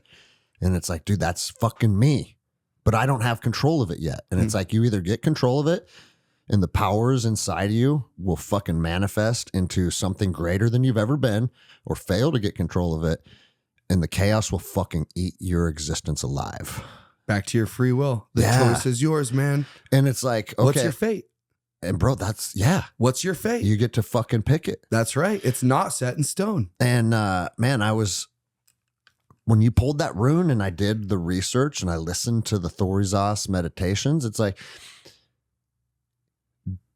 I challenge anyone listening that's like, oh, there's witchcraft stuff. Go listen to it and tell me that the approach doesn't have like fucking wisdom that is beneficial to all, right? Like the runes are not this fucking like weird thing that is rooted in fucking witchcraft and Satanism. Like a lot of people want to always attach negativity to anything that's outside of what they know, right? Or anything that they practice. I challenge you, pull a rune and read about it and see if that applies to your life or not. So then, and bro, this is where it gets fucking crazy. Okay. I was like, okay, well, here's the other thing.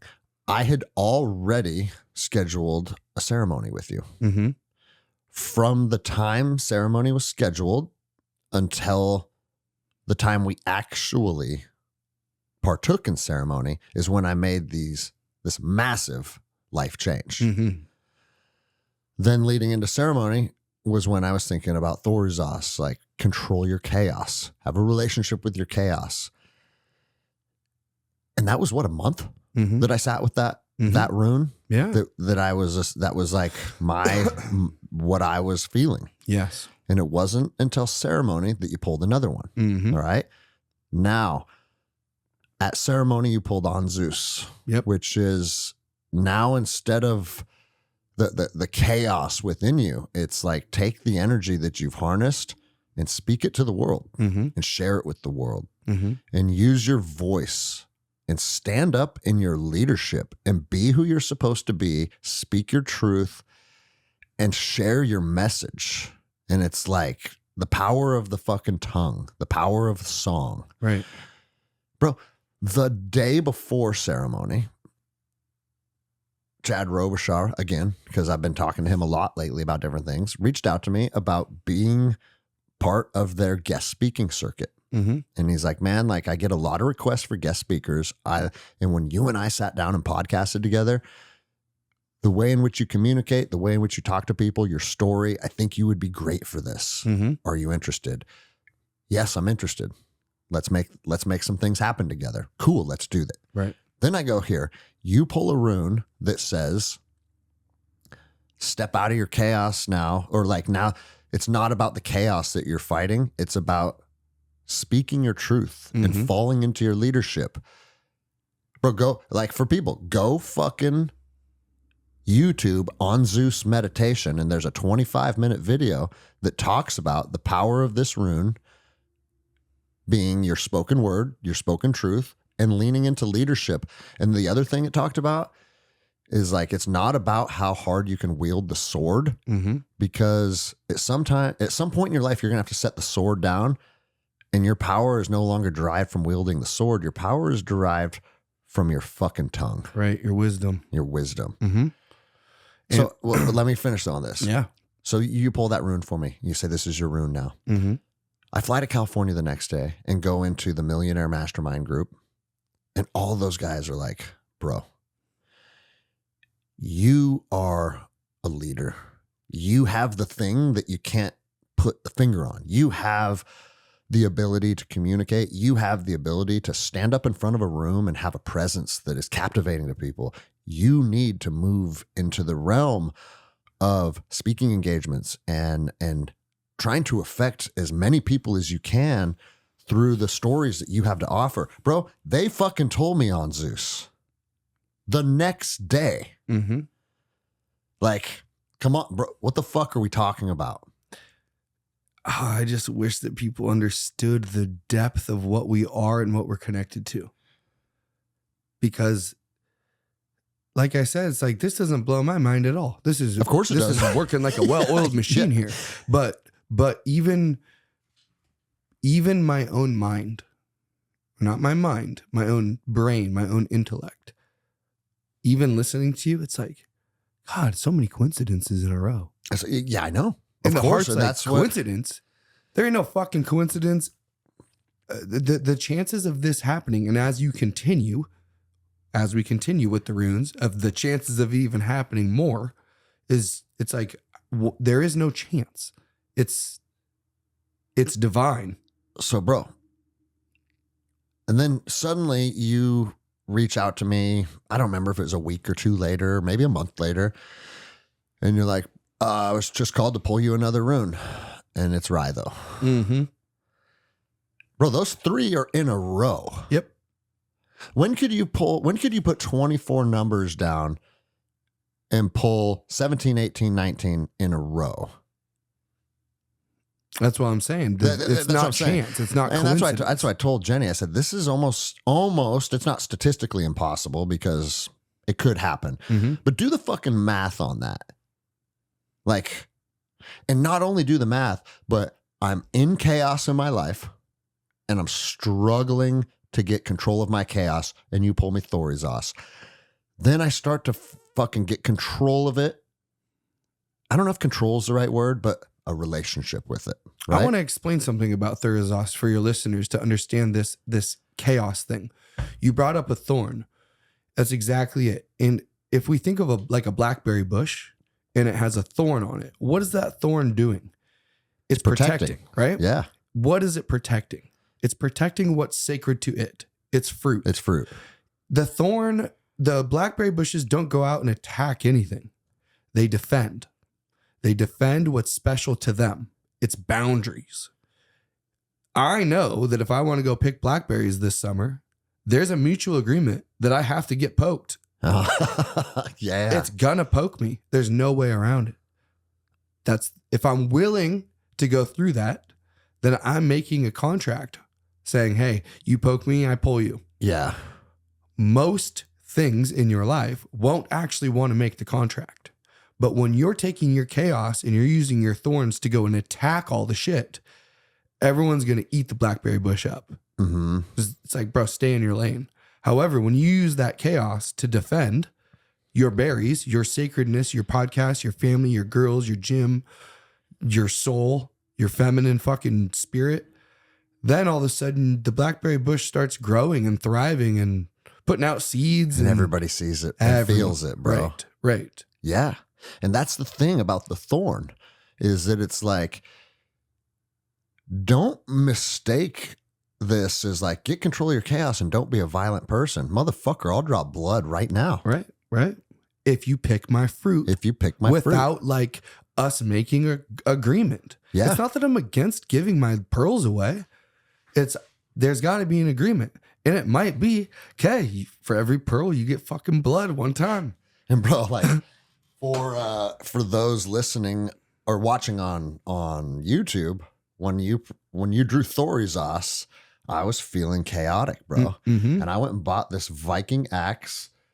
And bro, that's the Thorizos rune on the axe. I didn't buy this axe because it had a Thorizos rune. I found this axe and holy fuck, dude. He inscribed a rune on it. Yeah, and Thurzos out of all 24 of them. And there it is for people watching on YouTube. This badass like Viking battle hatchet or whatever you'd call it. And Thorizos is on it, dude. And so then you call me, like I said, or you text me a week or two later or a month later and you said, hey, dude, like, man, and you were even expressed like you were surprised that it's like, fuck, dude, like I pulled on Zeus and now it's like, and I knew it's like, all right, I got to get the book out. I got to get, I'm going back down to Laguna next week to further these, to work with these guys on public speaking engagements and shit. Like I'm making it happen. It's not just like, yeah, that'd be a good idea. I've taken a lot of active steps. I got all my shit in with Robichaud, so his agency can now start booking me gigs and shit. Like it's boom. Mm-hmm. Step into your power, step into your leadership, start speaking to people and telling them your truth. That's what you're supposed to do. Mm-hmm. And then it's ride though. It's like just fucking, you're on the journey now. That's the journey. Get on your fucking horse. Yep. And ride it, dude. Yep. And trust it and do it because everybody thinks it. Everybody talks about it. But Rhytho is the action of doing it. The actual journey. It to me is a representation of if you look at the sun over a 365-day period, it makes like an infinity symbol. And it does the same one forever and ever and ever. It's the path. Mm-hmm. It's the journey. Like that is the fucking way, man. There is no other way. And dude, so like every time you do it, it's beneficial to my life and it reaffirms the truth that I've already known to a certain extent, right? But it gives clarity to that truth. Mm-hmm. So I bought my own runes. Mm-hmm. And anytime I'm feeling something, I'll draw one and I'll go read about it and be like, how is this applicable to my life today? And like yesterday I went and drew like Yara and I threw a couple and an inverted manas, mm-hmm. right? Mm-hmm. It fell upside down. Mm-hmm. And I'm not going to try and explain what those are because I had to pull the manuals out and read each meaning and like apply how and think about it and ruminate on it, right? Mm-hmm. But here again, it's like it matches my emotions almost perfectly. Mm-hmm. and then it gives me clarity and guidance. And here's the thing, like, oh, well, you know, if you if you go to those psychics, they can fucking, like, anything they say, you can apply it to your life. And well, if you can take what they are saying to you and apply it to your life and it proves beneficial, tell me how it's wrong. Also, if they're telling you what the problem is, don't go to those people. The good healers are the ones who get you to recognize it. For instance, I talked to you guys about the girl with the softball getting smashed. It would be no good for me to tell her, but a good healer gets her to tell herself, and then she healed herself. The runes is the same way. Like, I'm not going to pull these runes and then tell you what all your problems are. I'm going to pull these runes and see these energies of these runes, and I'm going to ask you different ways of how these runes are interacting with your life. So, for instance, Yara, seasons, change, cycles, right? Spring, summer, it's a time of change. Manas upside down. Manas represents mankind, all things mankind. If it's upside down, then that means that obviously we need to work on Some things are out of alignment. Right. That you know are out of alignment. Right. And it literally said, like, if you're feeling certain things about certain people, maybe, and it didn't phrase it like this, but basically, like, you have to understand the conflict that you're experiencing, you played a role in, and admission of the role you played and understanding that, like, you took part of this is part of your healing process. And it's like, fuck, dude. The runes are not always nice to you. Sometimes they're mean as fuck to you. Yeah. You want the truth, or do you want to be fucking like, here's the thing. If you have a vehicle and it's fucked up and you go take it to the shop and the shop is like, well, we know that you need a new transmission and a new engine, but we don't want to hurt you, so we're just going to tell you we need to fill your fucking we know windshield wiper. that's going to be a tough pill to swallow, so we're just going to say this. Right, we're going to put some new windshield wipers on there for you. Yeah. It's like that might feel better, but that you're still there with the problem. Yeah. So to me is like, at what point are we going to get to, I don't give a shit how hard it is, how fucked up it is. I just want the truth, because on the other side of the truth is the gift that I've always been longing for. So you want to hear something? You want to have your mind blown right now? Yeah. So I don't sleep anymore, and I sit in bed and stare at my ceiling for hours every night while I'm, and sometimes some nights are better than others, but at the end of the day, like, battling this insomnia has been a challenge for me for the last couple months. Yeah. And what I'm finding is it's starting to infiltrate my regular life too, because it's like, I used to be able to just tough through it, but now I find myself, I get to the gym sometimes and I'm like fucking tired. Right. That's not the energy these people deserve. Right. Right. So I'm laying in bed the other night and, bro, I will pray to, I mean, I'll fucking talk to Jesus sometimes. I'll talk to fucking Odin, right? Like, I literally talk to whoever, pray and have conversations about the things that I'm feeling. And it's like, what would you do in this situation? All Father, right? Like, what would you do? And like, first thing that was said to me, like, I'm not coming to save you. No one's coming to save you. So what did I do when I needed fucking clarity? So you strung yourself up in a tree for 9 days. You don't need full 9 days, but maybe you need a day or two. You go seek your clarity. I'm not here to give you clarity. Yeah, that's what happens if you call on the All Father. Bro, I got to string myself in a tree. And I woke up, I told Jenny, I said, I have to fucking string myself up in a tree for like 2 days with no food, no water.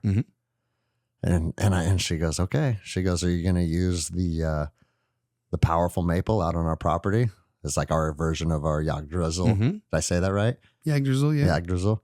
And I said, the fact that you just said, yeah, okay, what tree are you going to use, really fucking proves I got the right woman in my life, dude. Yeah. How many fucking wives, if I said, I was up all night talking to Odin.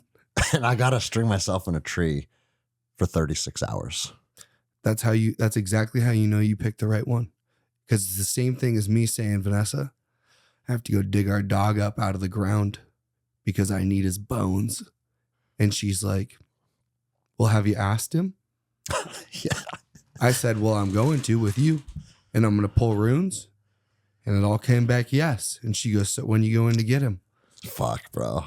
And I went back there and dug my fucking dog up. And yeah, it seems absolutely preposterous to Everybody listening. Everybody listening. As does fucking stringing yourself in a tree, right? Absolutely. But when you tell me let me that, tell you this, dude. Let me tell you this, though, because I thought about it from a, take the Norse Viking rune stuff out of it. What are some of the things that we've talked about seeking answers from within? Deprivation tanks. right.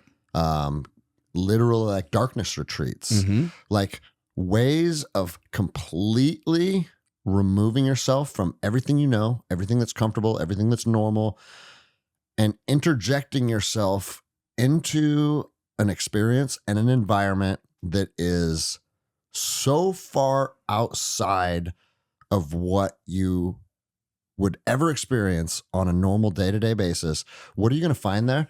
You're going to find that you really have one option, and that's fucking go inside yourself and see what the fuck is up, dude. Like, dude, you think I'm going to sleep being tied up in a tree? Like, and here's the thing. It's not like I'm going to climb a tree and sit there. Right. No, bro. It's fucking tie that rope around your body and dangle yourself for 36 hours. Yeah. That's all night. I know how long that is. Like, because I've thought about the same thing that you are talking about right now. so I've talked to Odin too. And there's a time when I have to do that as well. Dude, the fact that you've come to that conclusion. Oh, yeah. But I'm scared of it. And that's why I haven't done it yet. Yeah, of course. But of course. But I will do it because I know on the other side of that, look, I'm not going to kill myself. I'm doing what's called a self-sacrifice. If you kill yourself, you didn't self-sacrifice. You just murdered yourself. You don't get anything from it. So I'm going to make sure that I don't die. But what happens is that we create an identity of who we are based upon the things we've experienced and what we've been taught. And the answer isn't outside. You can't tell me who I am. It's not possible. You're not me. Yeah. Each one of us picked this very specific body in this lifetime because it has skills, powers, and attributes that we wanted to add to our data system. It's no different than going to a main character of a fucking video game and saying, I want to pick Sonic. And you go and I want to pick the Hulk and I'm going to pick whatever, Luigi. But then what happens is that we start being told what character we're supposed to be. Or, I'm fucking Thor, and when I'm 7, I haven't figured out how to harness Mjolnir yet. Yeah. So I like cause a lot of destruction. And that makes my parents punish me. And through that punishment, I start to associate Mjolnir, my power, with getting in trouble. Because they want me to be fucking Peach. Yeah. Tyler, you got to be Peach. You got to be proper. You got to be whatever. And so then I get up to this point and we don't know who we are anymore.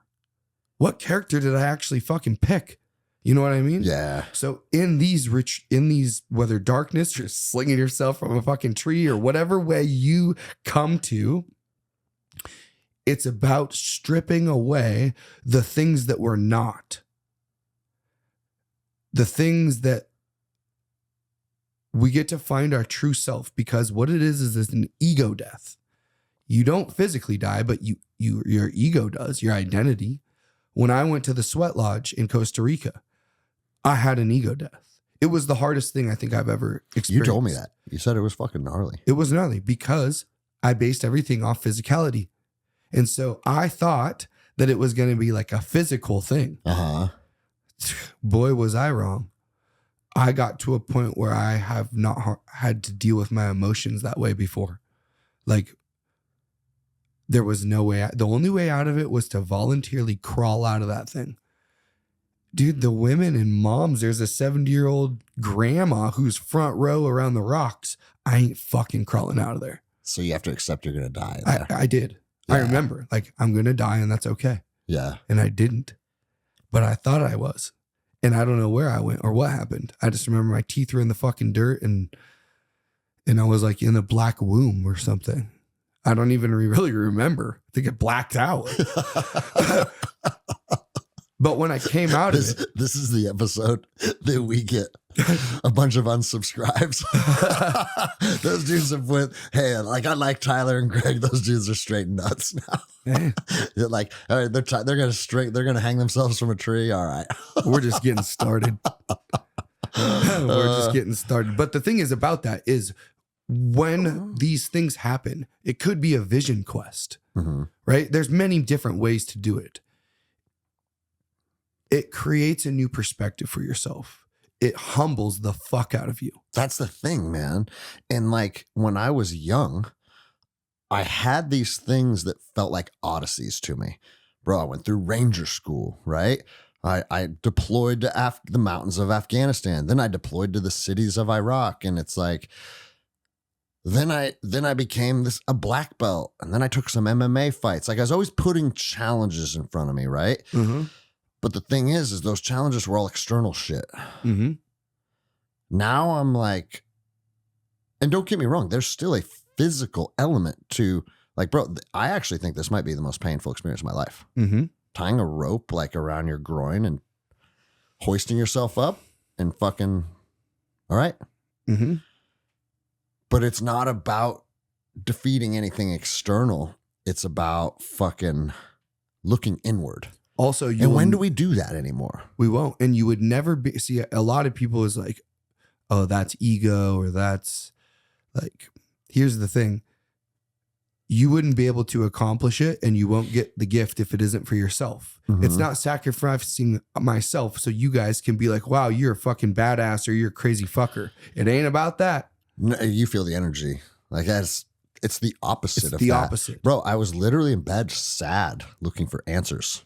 Right. I mean, that's the opposite of a badass. Right. Or I shouldn't say opposite of a badass, but that's not beating my chest. Look how tough I am. Uh-huh. Bro, I'm up at night praying because I'm sad about some things. Right. And that's the conclusion you come to. That's why people, they want to evolve. They're fucking lazy. Okay.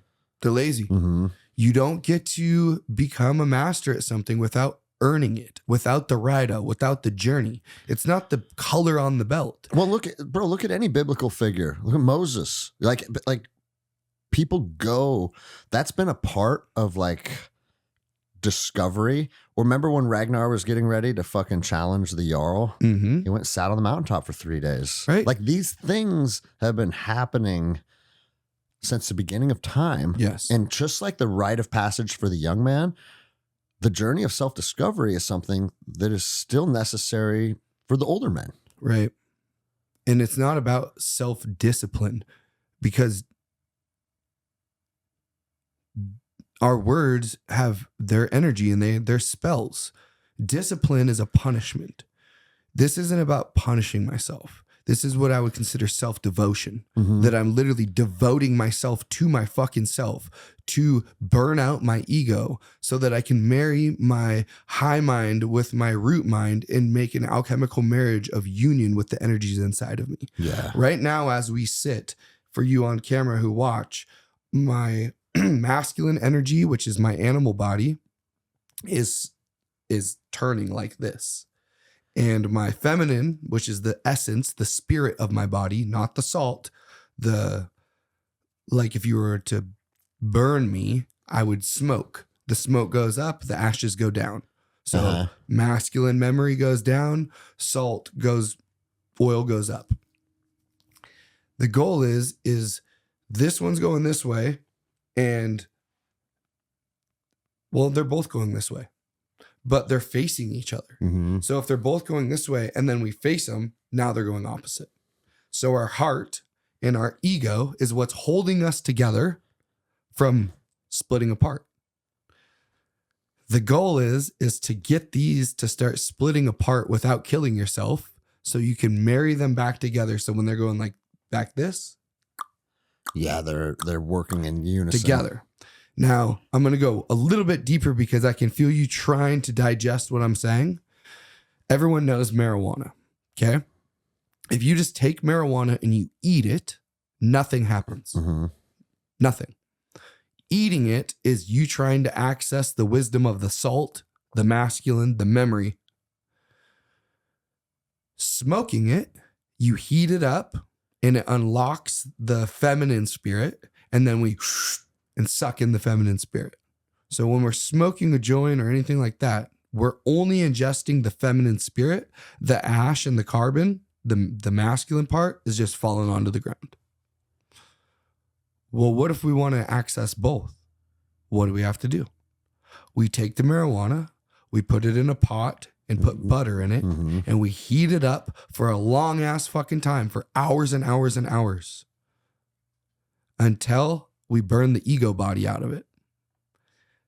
Now the salt is captured, the memory of the masculine, and the essence of the feminine is captured, and you can marry them back together.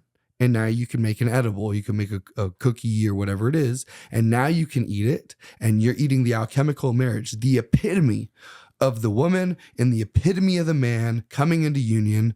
And that's why edibles is so fucking different than smoking weed. Yeah, that's what I was just going to say. Like, if people haven't partaken, it's a totally different experience. Totally different experience. So the goal is, as above, so below, as within, so without. Doesn't matter whether it's a plant, a fucking cow, we all work the same way.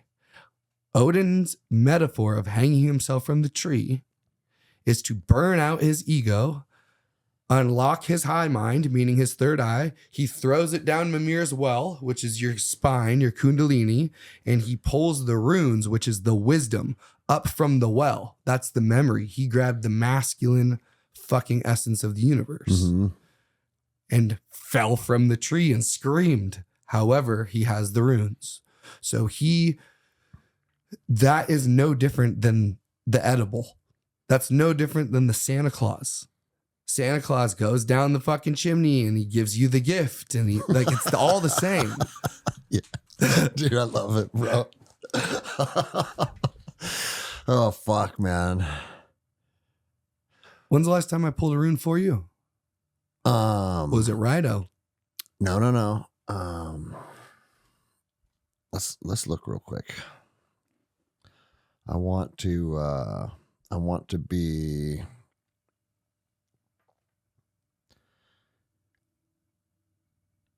because I've been drawing runes each day, but I don't think no, the last rune you drew was Rido. Because then once I seen him going in order, I was like, I think Greg just needs to get runes and start doing this himself, because he's starting from like the very beginning. Yeah. It would have been different if they were all over the place and shit like that. Yeah. And then you did. Oh, wait, you did ask me. You were like, hey, bro. That's right. Oh, I can tell you what it is. Let me look at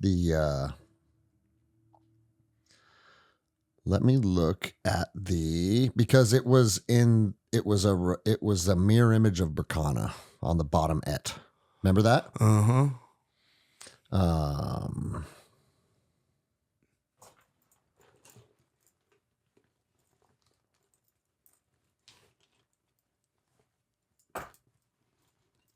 But regardless, let's do another one.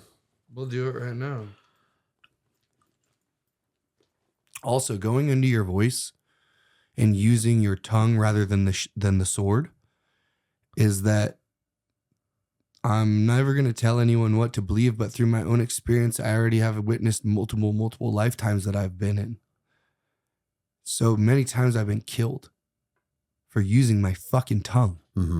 For singing my songs and for speaking my words. But here I am. Again. Here you are. Again. All of you people listening, here you are. Again. So a sword will kill one time in one lifetime, but you just fucking come back. Yeah.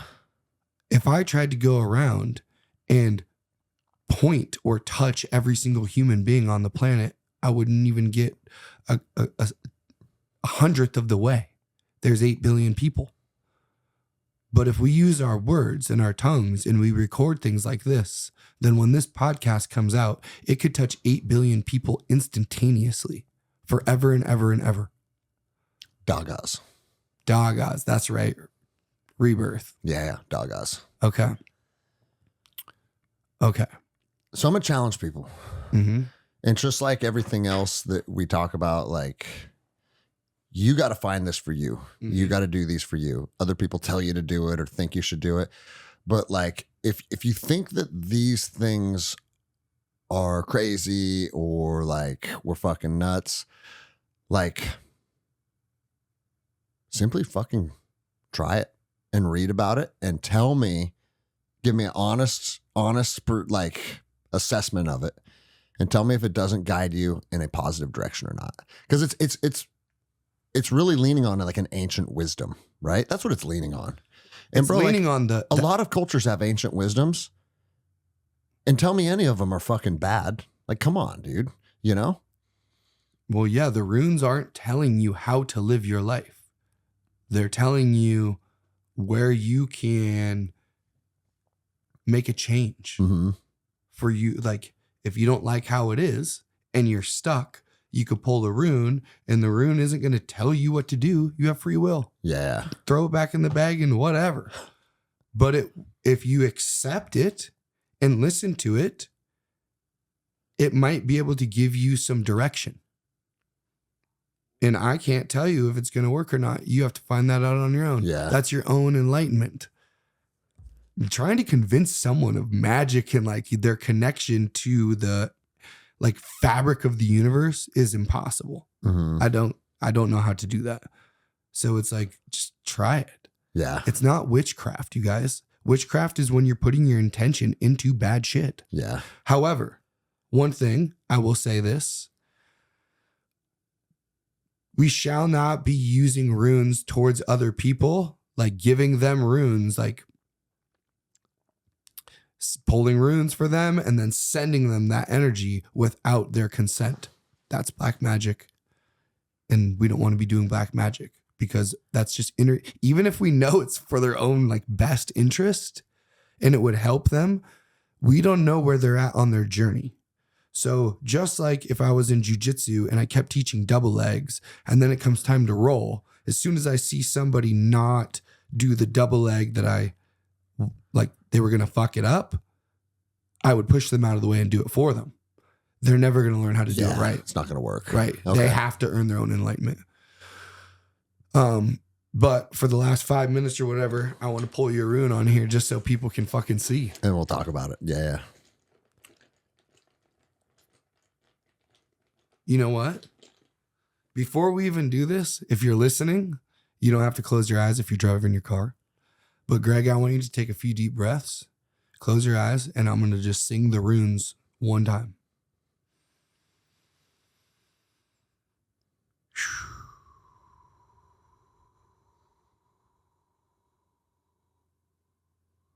I want you guys to just feel it. Don't worry about what the mind thinks. It's not in English. Don't worry about how silly it sounds or all the judgments that are going to come up. I want you to feel it. What does it feel like?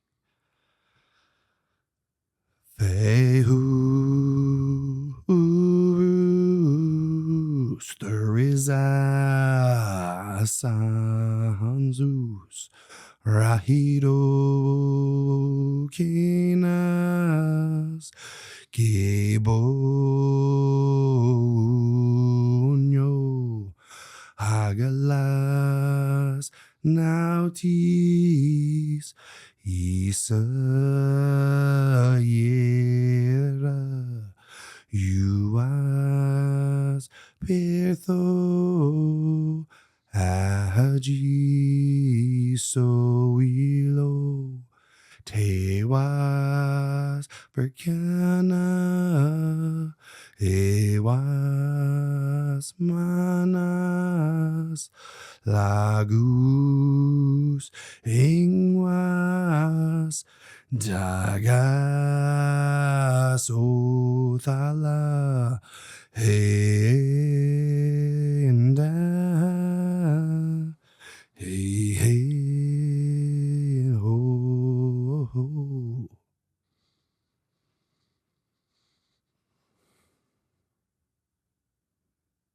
Should make you guys feel something, whether it's calm, angry, turn it off, turn it back up and listen to it again. There should be some feeling that you felt. None of them are bad. You're more than like, it's not bad for you not to like it. What's wrong with that? And it's not bad for you to like it. There is no bad feeling. We have to start to get back in touch with how shit feels and not what we think, because there's a difference. And the more we get in touch with how we feel and we think and get them, the heart and mind, to be in connection rather than fighting with each other, dude, our powers as a human being is fucking incredible. It's not just me. Like, it's not just me. It's all of us. Every human being has these powers, but our fears, our programs, our traumas are inhibiting us from accessing the good shit our ancestors gave to us. They didn't just give us fucking wounds and curses. They gave us incredible fucking abilities. So let's pull your rune, Greg.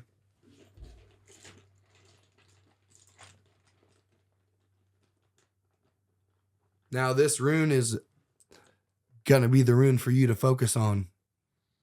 You can continue to pull runes for yourself, but until the next, like, this is going to be kind of the chapter. Yeah. You pulled Upside Down Manas and Yera. I pulled you Dagos, which is you have a change. You have a death. You have a rebirth. You're becoming who you truly are. And this rune will be a rune to help you continue on that journey. Fehu. That's it. Bro. Which makes me really smile and proud because I know what that is. I know what it is too. And it's fucking beautiful. Fuck, bro. You feel it? 100%, dude. Okay. That's what I'm saying. Yes. 100%. Okay. Well, the people who are listening, we're sitting here in silence because we're not thinking. We're sitting here feeling the feeling of truth. And it feels so overwhelming. It makes me tear up because I can tap into it. Yeah. And not tear up because of sadness. Tear up because of fucking beauty. And like, what does this even look like? I didn't even know that this existed. Where is this fucking Yggdrasil? Where are my roots going to take this canopy? Yeah. Bro, that says so much, dude. I know. You know? I know because that's the beginning piece for the rest of all of them. Yeah. Yep. Right. But first you had to figure out how to harness your chaos, how to speak your truth, how to get on the journey of where you want to go, accept that there's going to be a change and death and rebirth and all this different shit so that you can figure out what it's all for. Yeah. So, bro, and we'll talk more about this once we fucking wrap up here, but we're at 10 minutes or 2 hours and 10 minutes. Okay. For the people that don't think we're fucking nuts and can feel that energy and know that there's value in this stuff, you said you've been doing this, just connecting with people on Instagram or through email and whatnot, right? Right. Okay. Like always, then I will put all your shit in the show notes. And if people are called to you, or like, even if they think you're nuts and want to experience it, Right. experience it. Find out. Yeah, find out. You have nothing to lose but a little bit of money, which you got. Like, money comes and fucking goes. But I'm telling you, there isn't a price tag to put on to feeling happier and better. And what that comes into is you feel happier and better when you get less fucking confused. Yeah. It's clarity that makes you feel better. And in this case,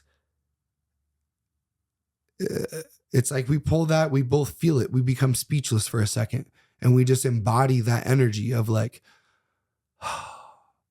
like I just like rested, like I had my like wife and kids and everyone's all snuggled up and like you just feel fucking love. Yeah. That's what it felt like to me, is love. It is. That's what it is. It is, You know? because that's Freya. Yeah. This is the, for instance, let's break it down. I'm going to take it out of like spiritual for you guys and just put it into like physical, normal human being form. We are being taken care of by our parents up until whatever, 18 or whatever it's supposed to be. What is the very first thing that we have to do when we go to live on our own? What is the utmost, most important thing? We have to get a home. We have to get like some way to be able to pay for this home. We need to be able to get food. We need to be able to get, essentially it's like it's our safe house, right? It's like our safe place. It's the place where we can go, where we can drop the sword and shield and fucking lay there naked and process everything that's happening outside of that house. Mm-hmm. That thing shall not be a fucking danger zone. That thing shall not be anything but fucking Zen temple in there. It's hard because we don't live alone. We have a wife, we have kids, and they're all going through their own shit. But you're the leader.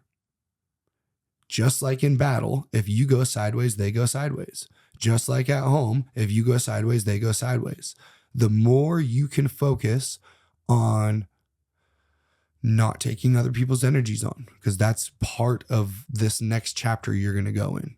That in order to stand in your truth and power, and then not, I don't like to see you second guessing yourself. Mm-hmm. I like to see you stand in your power and then not a day or two later being like, fuck, bro. Yeah. You know what I mean? Yeah, of like course.